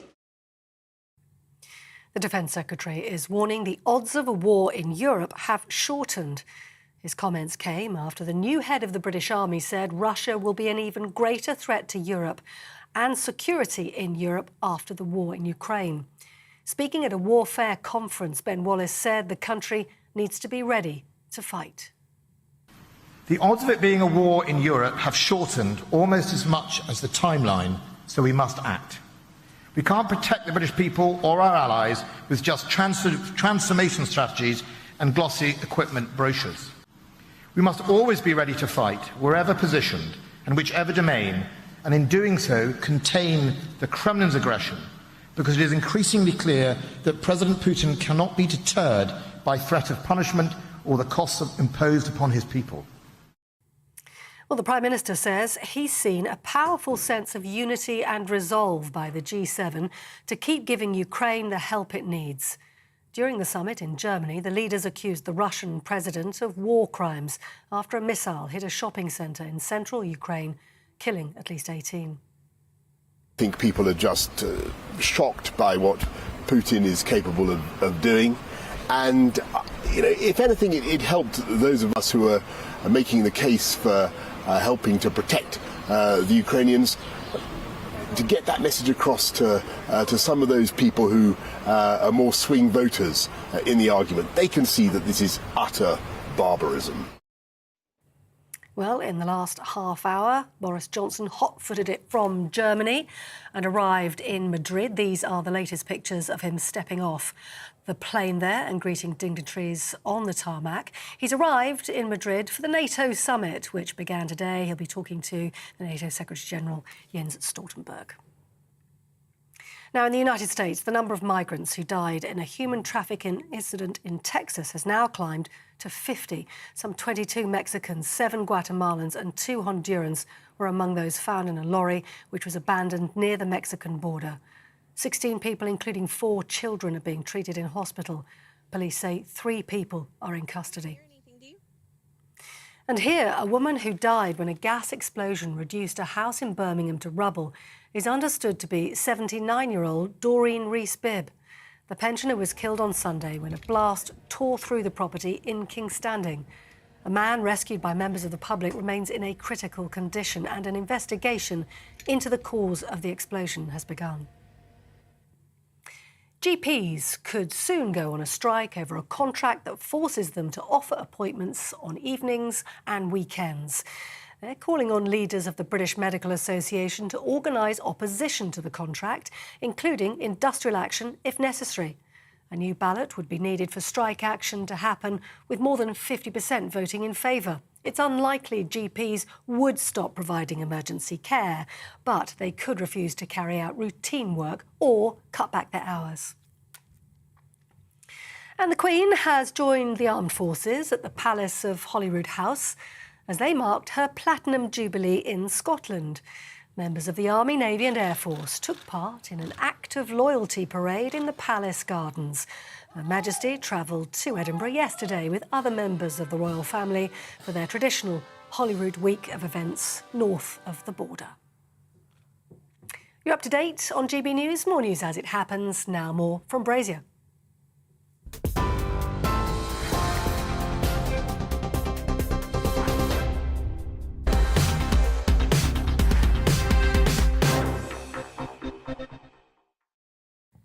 Well, we wouldn't ordinarily devote a lot of time to a major NATO conference, but we will today. The big NATO conference happening in Madrid. About half an hour ago, we saw Prime Minister Boris Johnson clambering down the steps of his jet to start his attendance of that summit. And there's a lot of noise around it about how much member countries spend on defence right now, for obvious reasons, given what's been happening in Ukraine. Let's turn to the defence editor at the Evening Standard, Robert Fox, who joins me now. Robert Fox, welcome to you. There's obviously, and we've heard the Ben Wallace Defence Secretary today hint that we need to spend maybe 2.5% of our GDP on defence. There's lots of people willing to line up behind him, but where will that money come from? It's very difficult because, of course, Boris Johnson, when he was interviewed at the end of the G7 summit, wouldn't fess up to it. He was really a bit worried. He was saying that defence has had a lot of money so far. And in fact, there are rumours in Whitehall that Rishi Sunak and the Treasury, of course, want to cut back, and they want to cut back on personnel expenditure, whether that's numbers or cutting salary. There are bits in government that, frankly, are not joined up on this. There is unity in NATO and EU, at least outwardly, that there is a major threat from Russia, and it goes beyond Ukraine. And there are other threats too, and we've got to do something about it. Ben Wallace and his new army commander, Patrick Sanders, made a very good case for modernisation and Britain taking a lead in key areas that are wanted, which is also in Britain's interest. You make a good point about the expense, well, or maybe Rishi Sunak makes a good point about the expense of people. You know, people are an ongoing liability for decades, aren't they, right? All the way through to when they're pensioners and you have to pay for their pensions. And we're seeing public sector workers in different sectors, you know, saying, with some justification, look at inflation, pay us more. A tank doesn't do that. Tanks, I'm sorry, Colin, are incredibly expensive.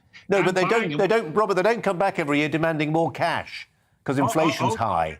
Because we were told by Sir Patrick and some of his people that the Challenger 2 is out of date. We've got to have the Challenger 3. And the cost inflation of the new tanks and the new armour has, in a way, been a lot higher than wages in the past 10 years. I mean, part of the problem, and let's not get into the pond weeds overmuch, is there have been some rotten buys of equipment for all 3 services over the past, 12 years? Oh, how long have the Conservatives been in power?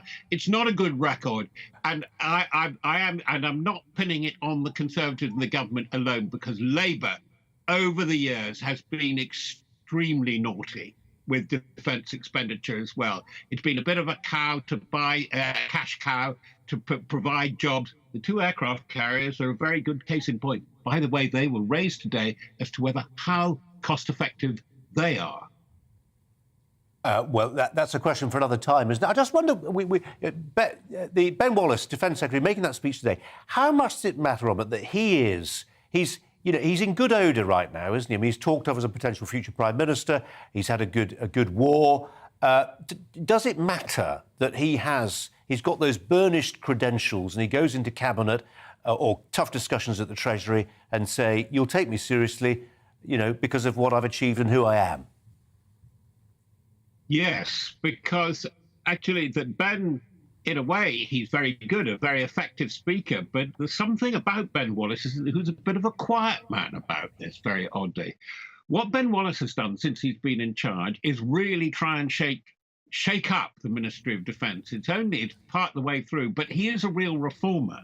And by the way, his endorsement of Sir Patrick Sanders as a reformer was absolutely glaring. And the afternoon session at this warfare conference was dominated by 3 women. One, our new Deputy Commander of the Army, Lieutenant General Sharon Naismith. And they made a brilliant case for what the armed forces, particularly the Army, have got to do in the modern context, at home as well as abroad. By the way, she let it drop that 30% of the Army's effort will be done by reserves. To get that right, it will cost. It is not enormous. This will not be music. It will be what they call in Ireland a bit of a bum note for Mr. Sunak and his advisors, who've always had an eagle eye over defence. They don't like defence, Treasury Civil Service. They think it's a waste of time because it doesn't produce a product that would lead to votes necessarily. But now that we're faced with a war in Europe and the prospects of a worsening war, and this is where Patrick Sanders made a very, very good case, now is the time, and Britain is needed. Britain, France will take the lead for the combination of the European NATO powers. They're the 2 premier European nuclear powers, of course, but that doesn't quite come into it. But in bolstering up the Baltics, the Latvia, Lithuania, Estonia, which Colin, I think there's real trouble coming there, by the way. Managing the Black Sea, managing the Baltic, managing airspace, and we're forgetting the Arctic, the high Arctic and the Northern Cape, where the Russians are extremely active. And I think that, more than anything else, is driving Sweden and Finland into NATO now. It is a time of crisis that I think both Ben Wallace and Patrick Sanders got it across. We are on the tip of war if we're not careful. Robert Fox, as ever, really appreciate your time. It's nice you were able to tidy your study for us as well before we came to talk to you. The Prime Minister, Boris Johnson, arrived in Madrid for that NATO summit there. GB News' political editor, Darren McCaffrey, joins us from Madrid. Darren, welcome to you. It's an important one, this. Yeah, it really is. As you say, Boris Johnson arriving in the last 30 minutes, direct from that G7. And you're right, this is probably the most crucial NATO summit that we've seen in decades, Colin. Why is that? Well, it's pretty clear from what we saw in Ukraine yesterday that Russia is essentially ramping up this war. A pretty strong message from Vladimir Putin yesterday that he is trying to send to NATO leaders that he's prepared to use indiscriminate missile attacks on the Ukrainian people, and that is why NATO leaders in many ways are going to have to be pretty united over the next couple of days. We've heard from Emmanuel Macron, the French president. There had been suggestions that he was trying to persuade or cajole President Zelensky of Ukraine into making concessions. Well, he today was suggesting that Ukraine needed to win this war. And I think what you will see is a pretty united front from NATO in the days to come. The question is, what more can they do? There are continued suggestions that they do need to supply and continue to supply more weapons, better weapons, to the Ukrainians in the weeks and months to come. In addition to that, we've heard from the Americans of weapons inside Russia by trying to extend those kind of sanctions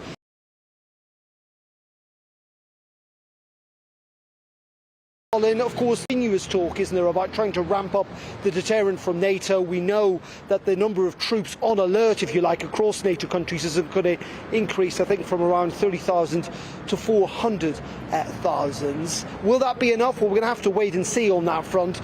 But yes, these talks, these meetings over the next 2 days are going to be very, very important indeed. Darren, thanks very much indeed. Darren McCaffrey in Madrid there. Back home, back here, the police regulator has confirmed that the Metropolitan Police, biggest police force in the country by far, has been put in special measures following a series of failures. A spokesperson for the Criminal Justice Inspectorate says it will monitor the force to help it make improvements. They've got the big stick out. Former Chief Superintendent of the Metropolitan Police, Parm Sandhu, joins us now. Parm Sandhu, welcome to you. I wonder if this is one of those announcements, one of those stories that journalists and politicians get excited about, but actually the public shake their head and just say, well, special measures, what difference is that going to make? Will it mean there are more police officers solving burglaries? Will police stations keep on closing? Will it change anything that alters my life? I think that it is a necessary step because it is the first step in restoring trust and confidence. And what we've seen over recent months is a deterioration in that trust and confidence. And for everyday people, they need that. They need to be able to dial 999 and get somebody that they trust and who's going to deal with them with respect and properly. So I think it's a necessary step. It's a very, very sad day for policing right across the country. And as you say, the Met is the largest force. At the moment, there is no commissioner because they're still in the process of recruiting a new commissioner. So the timing of this has a huge impact as well. And for the police officers who are the good, caring individuals who serve day in, day out, this must be devastating, absolutely devastating. I just wonder, Parm Sandhu, you mentioned the fact that Cressida Dick's not there. They've got a caretaker boss at the Met. How fair is it to put this institution in special measures when actually it's going through such a profound transition? It hasn't got a boss. It absolutely has to be done because the longer they wait, the worse it's going to get. And it has taken a long time to get a new commissioner because what the police watchdog can do is they can demand a plan which is going to deal with the issues. I mean, we've had so many issues over the last few years, so they can demand a plan now rather than waiting. And I think it is something that needs to be done now. So I do actually support the fact that the police watchdog are involved. I just wonder when it comes to, we know there are recruitment problems in the Met Police in particular. We know there are retention problems in the Met, senior officers not wanting to stick around, go away, take their pension, leave it all behind. Whether this being put into special measures, I mean, I know we can say, well, long term, if it solves the problems, it's a price worth paying. But right now, if you're a police officer attached to the Met, in the Met, preparing to go out on shift tonight with all the dangers that entails, how you feel? You know, some of the officers who are actually within the service, they themselves want leadership. They themselves want a safe environment to work in from their colleagues and also from the public, because when you've got individuals in the police service who are too frightened to report their colleagues and too frightened to be the whistleblowers because there's no safe environment, they too are demanding change. And the majority of police officers are good, caring individuals, and they are there day in, as you say, working nights, late, earlies, and they are the people who matter as well as the public, because they are also the public. So they too are demanding change, and it needs to happen. You can't keep putting it off, because then every single day, like somebody could go out and patrol today and be disrespectful. Well, that plan needs to be in now, not waiting for another month or 2 months. That's too long a delay. Parm Sandhu, appreciate you joining us at short notice. Thanks very much indeed for your time. Thank you. Lynn May alongside me now. Special measures, I get what it means if, a school goes into special measures. The local authority, the council throws cash at the problem, maybe puts a new head in, but the Met? I'd like to know what tipped it over the edge to say we really need to put this into special measures. And I think we need a specific series of events that led to that, as opposed to just this sort of, it doesn't have much information as to why that's happening. Yeah, we'll find out more as the day goes on and, more details come out. Then for now, thanks very much indeed. Doctors are calling for a 30% pay rise and have warned They're willing to join rail workers in strikes if their demands are not met. Medics at the British Medical Association's annual conference said a real terms pay cut in the last 12 years meant doctors had lost millions of pounds. Delegates at the union's meeting in Brighton cheered in favour of industrial action, with members praising the train unions for their stance over pay. The investigations campaign manager at the Taxpayers Alliance is Elliot Keck, who joins me now. I'll make a point, then I'll ask a question. The point I'm going to make is just, as we wrote it there in that introduction, the BMA represents doctors in a way that I don't remember doctors who were sort of staid characters. It's quite a militant union now. Anyway, that's my observation. Talk to me about the likelihood of them getting a 30% pay increase. Sure. Well, thanks for having me on, Colin. I mean, the 30% figure is really quite extraordinary. I think it suggests that they're not really negotiating. They're not really beginning with a serious proposal. 30% is completely beyond what anybody is seeing anywhere in the private or public sector. Everybody can, I think, understand the strains and the pressures that doctors are feeling. They've gone through a very difficult few years, absolutely no doubt about that. And there is a sensible discussion to be had on their pay, particularly those of junior doctors. But 30% is not a serious starting position, and I think the BMA needs to think again. I'm going to try and understand the strain that doctors are under, but even as I do that, I'm thinking of those GPs who were part-time, a majority of GPs who work part-time. So, I mean, I know it's a tough job, life and death decisions, all the rest of it, but I know there are lots of people doing tough jobs out there, and a lot less money, a lot less job security, and much smaller pensions, if at all. Yeah, you're absolutely right. It's really interesting. The GPs have just announced plans for industrial action today, and I think a lot of the public are wondering what are they actually striking from, because so many people in the country cannot get GP appointments. So I think you're absolutely right. I think, listen, across the board, people are having some real difficulties in this country. Taxes at a 70-year high, and doctors are going to be feeling that enormous tax burden as much as anybody. So I think, to be fair, the BMA have clearly not got a sensible proposal here. But I think what I'd say to the government is that, one of the reasons why we're in this mess, and one of the reasons why you've got people demanding these enormous pay rises across the board, is because government is taking more and more of their hard-earned cash at the end of every single month. So there are ways that governments can solve this that don't require huge pay rises for doctors. Lynn, would you give them 30% pay rise? Absolutely not. I'm asthmatic, and when I tried to book an appointment recently, I was told by the receptionist, can I go on to the virtual doctor instead? And I said, well, I'd actually like to speak and see my doctor. I haven't since the beginning of the pandemic. Have they not come back to work yet? And she said, well, we're trialling this new, go onto the website, meet your virtual doctor, which essentially is almost like a cartoon. And if you still struggle, then we'll see about him or her calling you back. So as far as I'm concerned, we need to get back to doctors actually seeing patients again. And until they do that, 30%, are you having a laugh? No, sorry, this is disgusting in my world. Elliot, we've got about a minute left, and I want to make a pitch to you. I want you to come on this channel a lot more, because it seems to me right now, in the current context of tax and spend, the voice of the taxpayer is not heard nearly enough. And, you think of all... I was walking through central London recently, walking by the massive headquarters of a major trades union, public sector trades union. I know where you work, and it's about the size of this my point is that your side of the argument, representing people like us who pay taxes, is marginal. And the people who want my cash, your cash, taxpayers' cash, have very strong, booming voices. So please... let's hear a bit more from the Taxpayers Alliance. Let's hear a bit more for those tribunes of those of us who work hard and pay in and don't get the chance very often to complain about where the money goes. So please, become a regular face here. Elliot Keck. There you go. Coming up, we're going to be reflecting on the fact that it's been reported that 3 Red Wall Tory MPs are in defection talks with Labour. If it happens, it will be the biggest defection from the Conservatives since 2019. The political commentator, Andre Walker, will join me next. Back in a moment.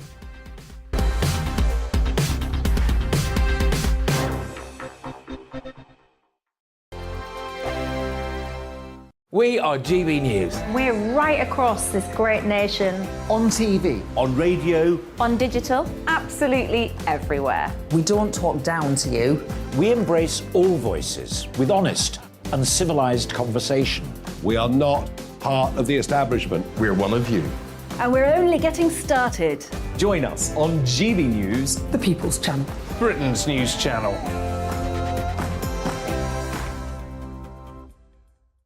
Hi there, it's Stephen and Anne. At breakfast from 6 a.m, you'll always be caught up with everything you need to know, the latest headlines, opinions and debates. We'll bring you the good news and the bad, but most of all, we're here for you. Remember, send in your views and let us know what you would like us to talk about. That's because we're your news channel. And every morning at 6 a.m, it's breakfast on GB News. My name's Tom Harwood and join me 9:30 a.m. every weekday for The Briefing, your one-stop shop for everything you need to know about what's going on in politics today. I wonder if this is a deal that might need to be like the biscuits in this factory, twice baked. Is there not an opportunity here to win out against the extremes? Tom Harwood, GB News. What are you going to do about it? Things should have been done differently, and they certainly are being done differently. Don't miss it. The Briefing with me, Tom Harwood, 9:30 Monday to Friday on GB News. Where would you like to go? Just take me to the studio, please, Matt. You know where you're going. I've got a show to do. Friday Night Feast on GB News, 7 p.m. And it's like nothing you've ever seen before. We take a different angle on the week's biggest news stories. The viewers and listeners set me some absolutely mad challenges to do. We tried to rehome a rescue dog. And yes, there's some other wacky stuff in there as well. I feel like I could take on the world. Well, that's that. Friday Night Feast with me, Patrick Christie's, every Friday, 7 till 9 p.m. on GB News. Be there.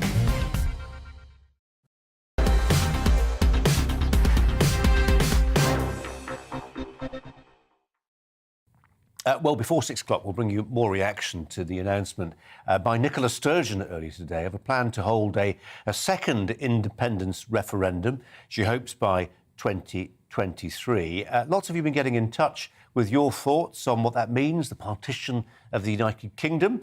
Dan says, I live in East Sussex, have a strong Scottish accent. I've been in the South 30 years, so I've lived longer in England, but I'm still Scottish too. I consider myself both Scottish and British. We are stronger together.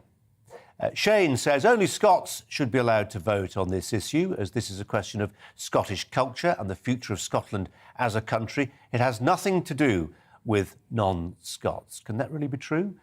When a divorce happens, is it just the divorcee, the person seeking the divorce, that's effective? Let us know your thoughts. Angie says, unfortunately, I think the SNP will win this time. They have not rested since the last referendum. There has been Boris bashing out of all proportion, years of brainwashing kids who are now old enough to vote, and the banning of Scots in the rest of the UK from voting, some 800,000 of them. Just a brief word with Lynn May about this. I know I'm running out of time, but I want to address this question because I consider myself British first and English second. I think that after that first referendum in 2014, Westminster should have done more to make sure that the third of the country, by landmass, Scotland is a third of the UK by landmass, that we threw our arms around the Union and loved it a bit more. And yet we were talking during the commercial break. I know what you're going to say, Colin. Well, you know what I'm going to say. I mean, that you've never been to Scotland. No, and far I too many young English people have never even been to Scotland. It's nuts. Are you going to take me for a trip to Scotland? Well, if it comes to that. But you take my point? Yeah, I do. OK. Well, that's where I'll leave it then. Thanks very much. Now, it's been reported that 3 Red Wall Tory MPs are in defection talks with Labour. The Telegraph suggests they are fearful of losing their seats after being elected in 2019 with slim majorities. If it happens, it would be the biggest defection from the Conservatives since 2019, when Heidi Allen, Anna Soubry, Sarah Wollaston, they all joined Change UK. No, I don't remember what happened to them after that either. 3 defections after the loss of the Tiverton and Honiton and Wakefield by-elections would mean the Prime Minister's majority in the Commons would be reduced by 10, making it easier for Tory rebels, and other rebels for that matter, to defeat the government. Let's turn to the political commentator, Andre Walker, who joins us now. Hi to you, Andre. I don't know about you, but whenever you get defections threatened like this, or defections happening like this, and I speak as somebody who is a great fan of Winston Churchill, who crossed the floor more than once, but it leaves a bad taste. Yes, I think so. I mean, one of the big problems, and I know this is going to sound way too geeky for a great show like yours, but one of the big problems is the way that political parties select people. They're far more interested in the public relations than they are about somebody who genuinely represents the community. We saw with those three defections, Wollaston, Soubry, and whoever the other one was, you know, these were people who really didn't like the Conservatives particularly, didn't want to be in the Conservative Party, but it was just a mechanism of getting into Parliament. If you are somebody in the Red Wall that voted for Brexit, if you're and you're a Conservative MP, my own view is that you really need to join Keir Starmer if you think that Brexit's a bad idea. I mean, as far as I'm concerned, I think that these people are attempting to save their own skin, and I think it's really shameful. I mean, they've only been Conservative MPs for 3 years. As I say, Red Wall voted for Brexit. If these people think Keir Starmer's an acceptable leader, then good riddance to bad rubbish. They should join. Yeah, I mean, we don't know who they are. I mean, they may be, and if they're Red Wall MPs, chances are they are Eurosceptics. Well, the point is, whether they voted for Brexit themselves or not, I don't care. It's the fact that they're willing to go in with Keir Starmer. The fact they're even willing to consider that going in with Keir Starmer, I think, is absolutely shocking. The Labour Party's badly lost its way. You know, where I grew up, in Lee in Lancashire, you would constantly hear people say, oh, the Labour Party was founded by my great-grandfather. Now, it wasn't that these people were joking or lying. Thousands, tens of thousands of people across northern England felt that their own family had contributed to building this great political party. When it was hijacked by what Stevie Hepburn from Jarrow calls the Cockney Mafia, these people felt incredibly let down. Then when they were comprehensively politically knifed over Brexit, they decided to turn to the Conservative Party. I personally think that that was a very sad moment for Britain when you suddenly had a political party that so loathed its own voters that even the people that felt their family had set up the party wanted to walk away. But that is what Keir Starmer did to the Labour Party. Remember something, you know, Jeremy Corbyn was just a weakling. He was a joke. It was Keir Starmer that brought in all of the policies about Brexit that was so damaging to the Labour Party up north. As far as I'm concerned, you know, it's almost like rats on a sinking ship. The idea that you would abandon your voters in this way, the way that you would abandon your apparent political principles, I think really is a disgrace on these guys' part. And I just think it says something about a modern political party that nobody gives a toss about what policies they've got, as long as it's a mechanism to get to Westminster. Yeah, as you say, principles, voters, we should spare a thought too for the grassroots activists, the people who do it all for free, pound the pavements, knock on the doors, and whether that's in the Tory party, who are about to see people maybe defect and leave them, not on a point of principle, because they're for reasons of personal expediency, or whether that's in the Labour constituencies, where suddenly they've got somebody who was, until yesterday, a Tory, now as their MP. You know, spare a thought for those guys. Andre Walker, appreciate your time. Thanks very much indeed. Coming up, an uncertain future for the British brickie, as over 400 UK construction businesses went bust in April. That is a 50% rise on 2020. We'll speak to a builder whose business has been in the same family for generations. He says he's never experienced times as tough as those we're going through now. Latest news headlines first, then.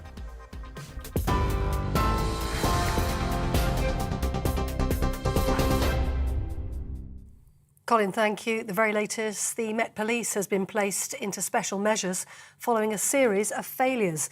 The UK's largest police force faced heavy criticism following the death of Sarah Everard, who was killed by a serving officer.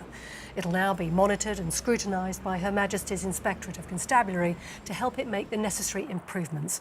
Both the Home Secretary, Priti Patel, and the London Mayor have welcomed the move, saying the Met Police failed to get the basics right.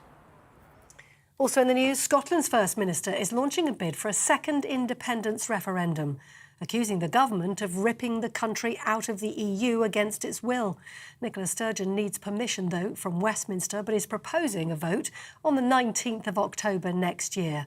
And it'll have the same question as last time in 2014. Should Scotland be an independent country? Boris Johnson says it's not the time for a referendum and will now be a matter for the Supreme Court to consider. Nicola Sturgeon told MSPs she won't allow Scottish democracy to be a prisoner of Boris Johnson or any Prime Minister. The Defence Secretary Ben Wallace is warning the odds of a war in Europe have shortened. His comments came after the new head of the British Army said Russia will be an even greater threat to European security after the war in Ukraine. And the Prime Minister says he's seen a powerful sense of unity and resolve by the G7 to keep giving Ukraine the help it needs. During the summit in Germany, the leaders accused the Russian president of war crimes after missiles hit a shopping centre in central Ukraine, killing at least 18 people. And these are the latest pictures we have from Madrid in central Spain. Boris Johnson arriving for the NATO summit, which started today. We'll keep you up to date on that as it happens. You're up to date on TV, online and on your radio via DAB+. You're with GB News, and Colin is back in just a moment.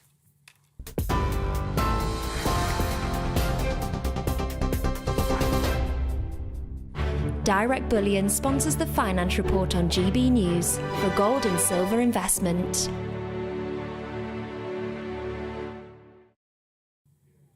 First, a quick snapshot of today's markets. The pound will buy you $1.220 US, 1.157 euros, and the price of gold currently standing at £1,492 and 79 pence an ounce. Direct Bullion sponsors the Finance Report on GB News, investments that matter. We are GB News. We're right across this great nation. On TV. On radio. On digital. Absolutely everywhere. We don't talk down to you. We embrace all voices with honest and civilised conversation. We are not part of the establishment. We're one of you. And we're only getting started. Join us on GB News, the People's Channel, Britain's news channel.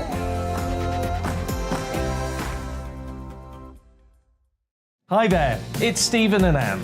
At breakfast from 6 a.m, you'll always be caught up with everything you need to know, the latest headlines, opinions and debates. We'll bring you the good news and the bad, but most of all, we're here for you. Remember, send in your views and let us know what you would like us to talk about. That's because we're your news channel. And every morning at 6 a.m, it's breakfast on GB News. My name's Tom Harwood, and join me 9:30 a.m. every weekday for The Briefing, your one-stop shop for everything you need to know about what's going on in politics today. I wonder if this is a deal that might need to be like the biscuits in this factory, twice baked. Is there not an opportunity here to win out against the extremes? Tom Harwood, GB News. What are you going to do about it? Things should have been done differently, and they certainly are being done differently. Don't miss it. The Briefing with me, Tom Harwood, 9:30 Monday to Friday on GB News. Where would you like to go? Just take me to the studio, please, mate. You know where you're going. I've got a show to do. Friday Night Feast on GB News, 7 p.m. And it's like nothing you've ever seen before. We take a different angle on the week's biggest news stories. The viewers and listeners set me some absolutely mad challenges to do. We tried to rehome a rescue dog. And yes, there's some other wacky stuff in there as well. I feel like I could take on the world. Well, that's that. Friday Night Feast with me, Patrick Christie's, every Friday, 7 till 9 p.m. on GB News. Be there.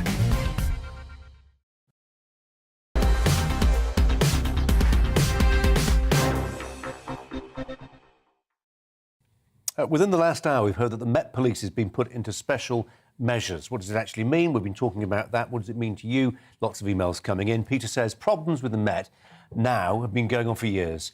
The quality of management is generally appalling. John says the Met Police has a boss. He's called Sadiq Khan.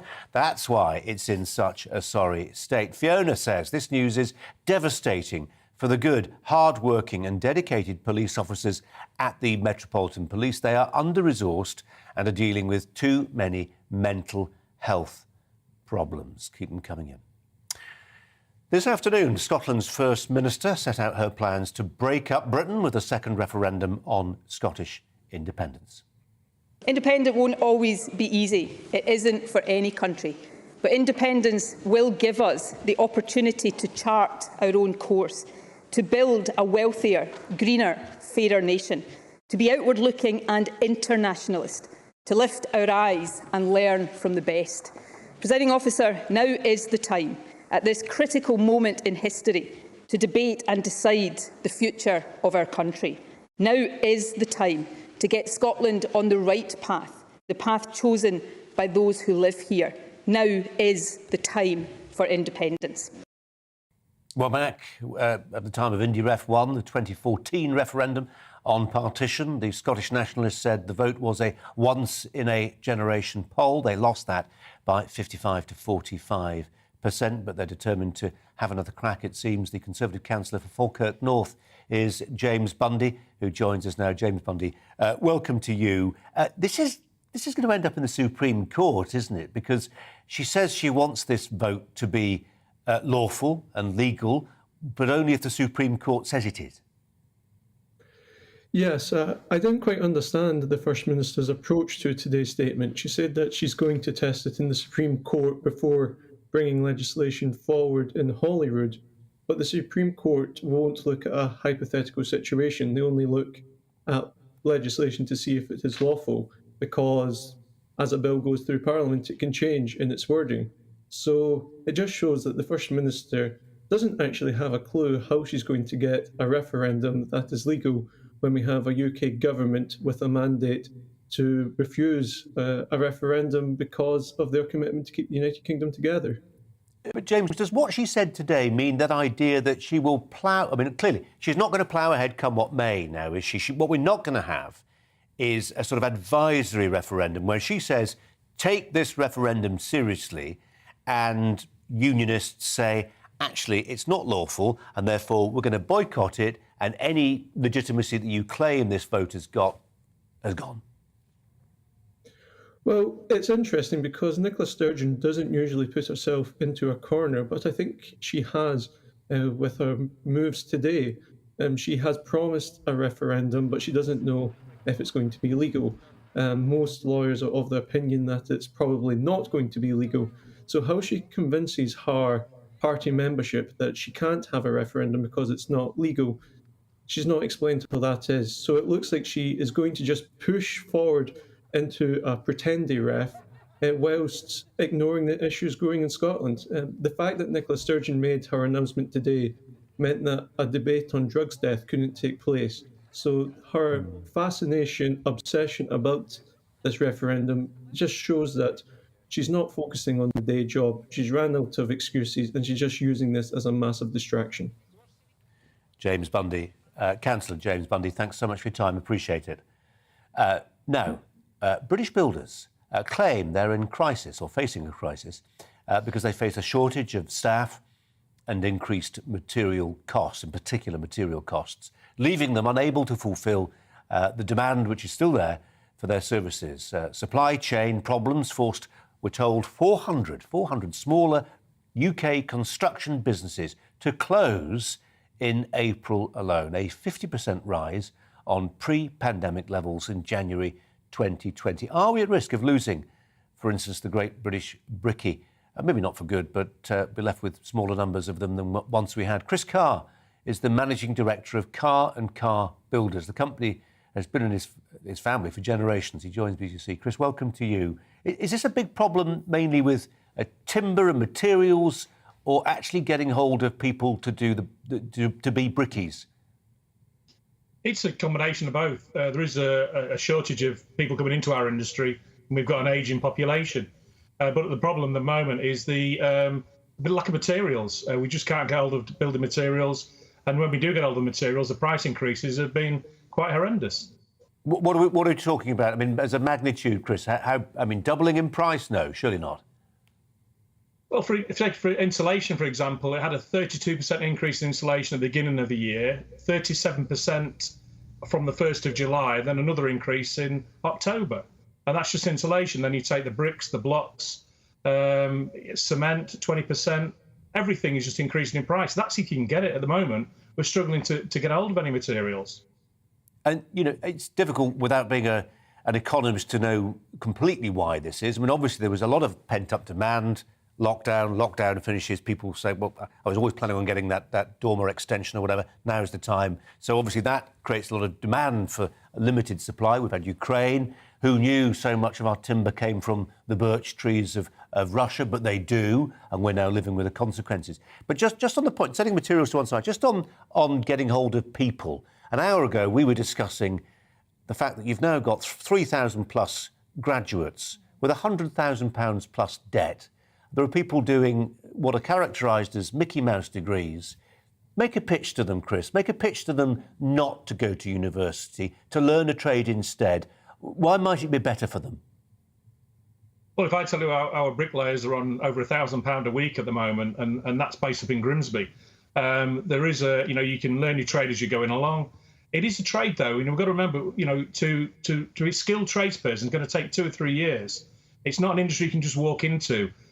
We've got to change the culture of our industry and actually the image. In Europe, tradespeople are expected, as a solicitor would be. They know they've been through 3 or 4 years of training.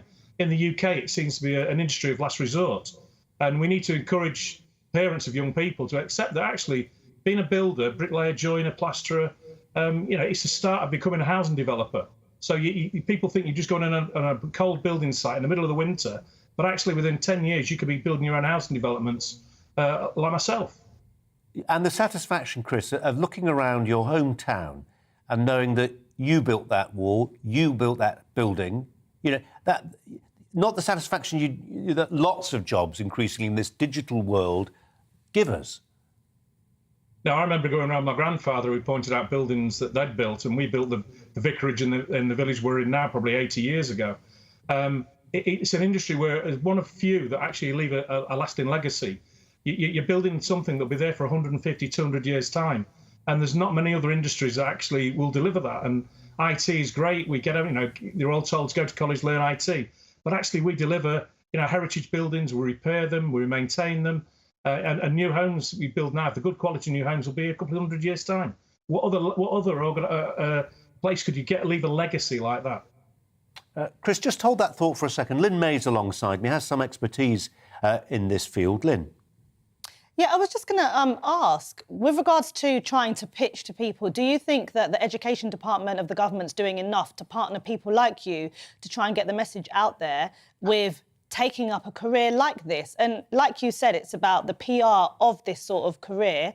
And as I said earlier, barristers, which was seen as such a great career in terms of income and salary, and they've had to strike because they start on 12,000. And as you said, bricklayers are on over 1,000 a week. So do you think more needs to be done with the government getting involved? It's not just the government. I mean, I went to a local academy, secondary school academy, to do a pitch about joining construction. And I did a 10-minute pitch, showed everybody, how you could progress to be a housing developer and all the things that go with that. And when I finished, the head teacher stood up and said, well, children, that's what will happen if you don't go to college. Yeah. And how can you change the mentality? But while the government encourage schools on their A to C's as being the go for and go to university, we're never going to stand a chance. I just wonder, Chris, whether actually the foot will eventually fall, the penny will eventually drop when people, particularly when the cost of living crisis is raging, that sometimes there is no trumping hard cash. And when people hear figures like that they can earn, and I know what you're saying, you can't do it at 16, you've got to get a few years under your belt, but you can then be earning £1,000 a week, and I mean no disrespect to Humberside, in Grimsby, in parts of the country I'm sure you can probably earn more than that. Yes, there are extra costs involved in living in London or wherever, the South East, but that money talks is what I'm trying to say. But like I've said, the progression is you're not just becoming a bricklayer, then you become a housing developer. We've got to encourage tradespeople, to become the next new housing developers, become the Steve Morgan, who was a tradesperson that took on Redrow and sold it. We've got to stop just thinking it's just about that trade. It's about how you progress on. And a housing developer, I wish I was, but would be on far more than £1,000 a week. Yeah, Lynn. How will this affect house prices if we continue to be able to struggle in getting the materials?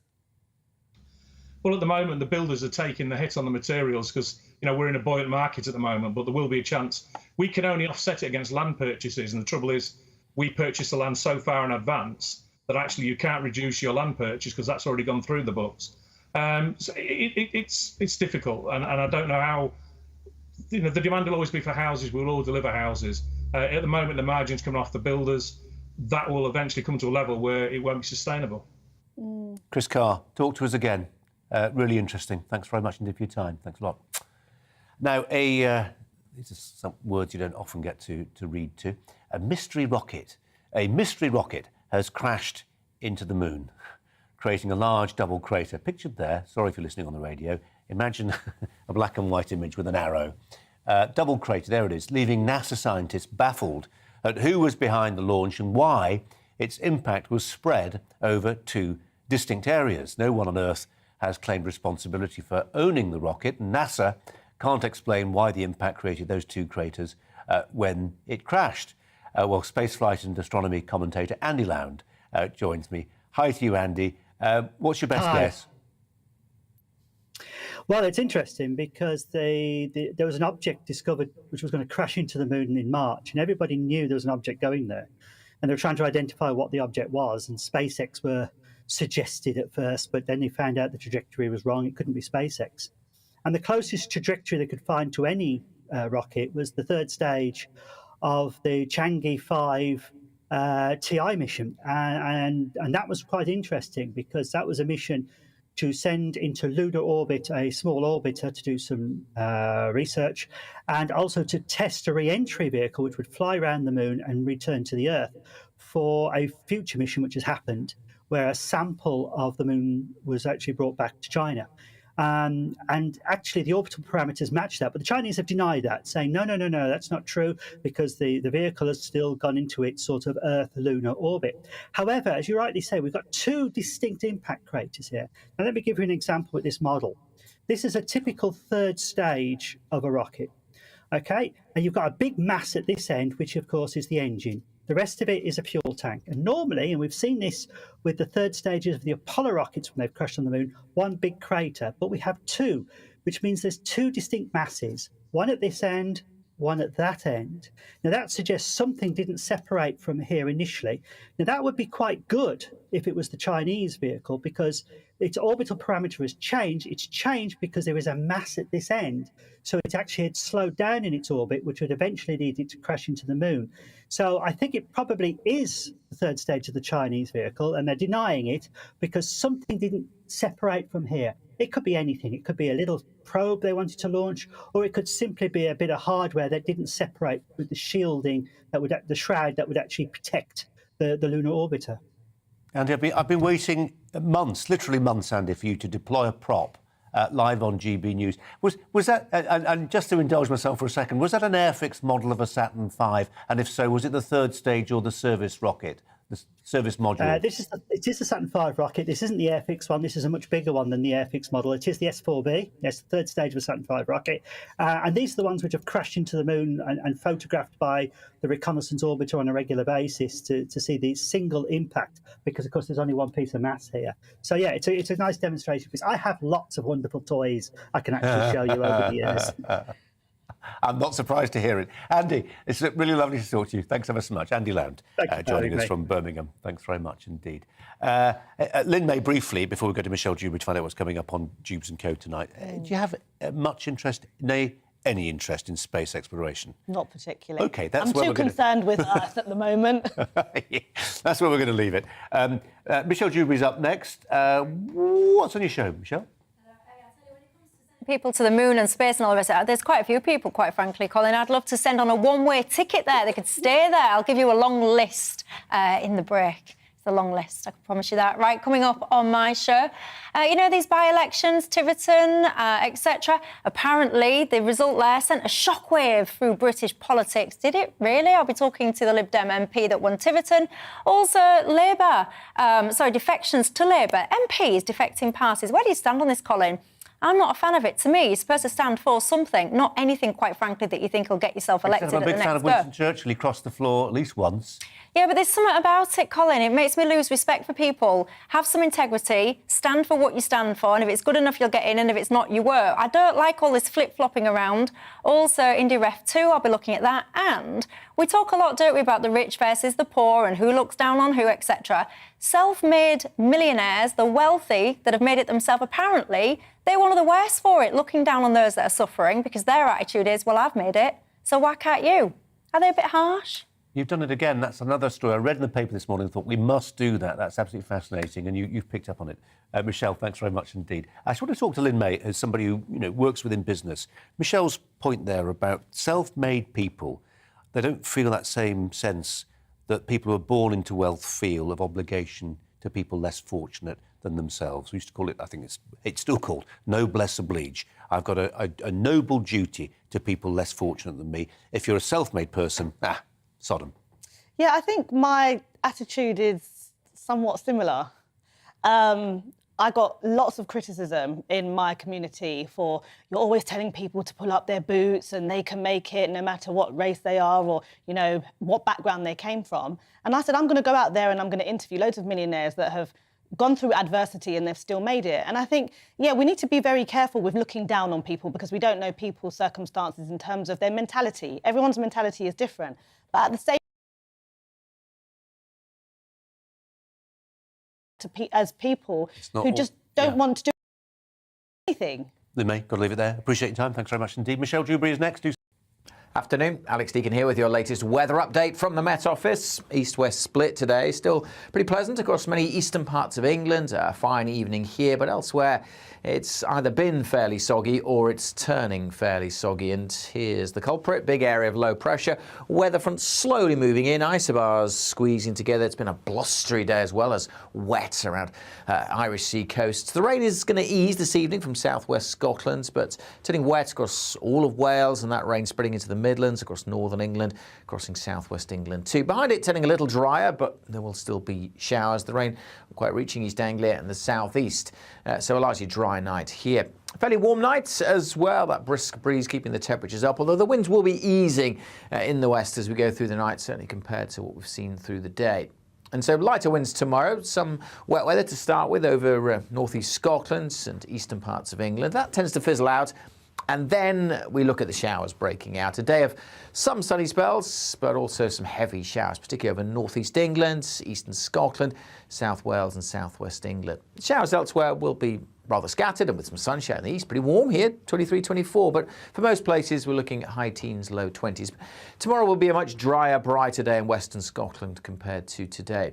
Still a few showers drifting northwards during Wednesday night, and again, we're going to see those showers breaking out quite widely on Thursday. Many areas will start dry and fine with some sunshine, but the showers will develop. And again, with the winds turning lighter, the showers will be slow moving. So some places could get a real soaking on Thursday. Hail and thunder a possibility too. But dodge the showers, you get the sunshine, and temperatures just about creeping up to average high teens or low 20s for most of us. But as I said, at least the winds will be a little bit lighter. Low pressure continues to dominate over the next few days, bringing the showers, but high pressure should bring some drier weather across the south at the weekend.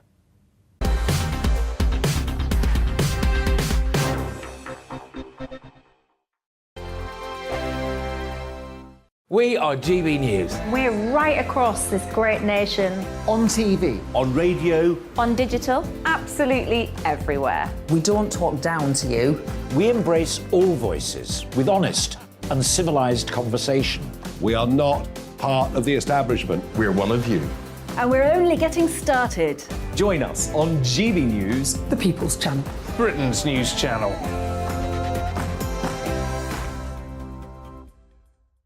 Hi there, it's Stephen and Anne. At breakfast from 6 a.m, you'll always be caught up with everything you need to know, the latest headlines, opinions and debates. We'll bring you the good news and the bad, but most of all, we're here for you. Remember, send in your views and let us know what you would like us to talk about. That's because we're your news channel. And every morning at 6 a.m, it's breakfast on GB News. My name's Tom Harwood and join me 9:30 a.m. every weekday for The Briefing, your one-stop shop for everything you need to know about what's going on in politics today. I wonder if this is a deal that might need to be like the biscuits in this factory, twice baked. Is there not an opportunity here to win out against the extremes? Tom Harwood, GB News. What are you going to do about it? Things should have been done differently, and they certainly are being done differently. Don't miss it. The Briefing with me, Tom Harwood, 9:30 Monday to Friday on GB News. Where would you like to go? Just take me to the studio, please, Matt. You know where you're going. I've got a show to do. Friday Night Feast on GB News, 7 p.m. And it's like nothing you've ever seen before. We take a different angle on the week's biggest news stories. The viewers and listeners set me some absolutely mad challenges to do. We tried to rehome a rescue dog. And yes, there's some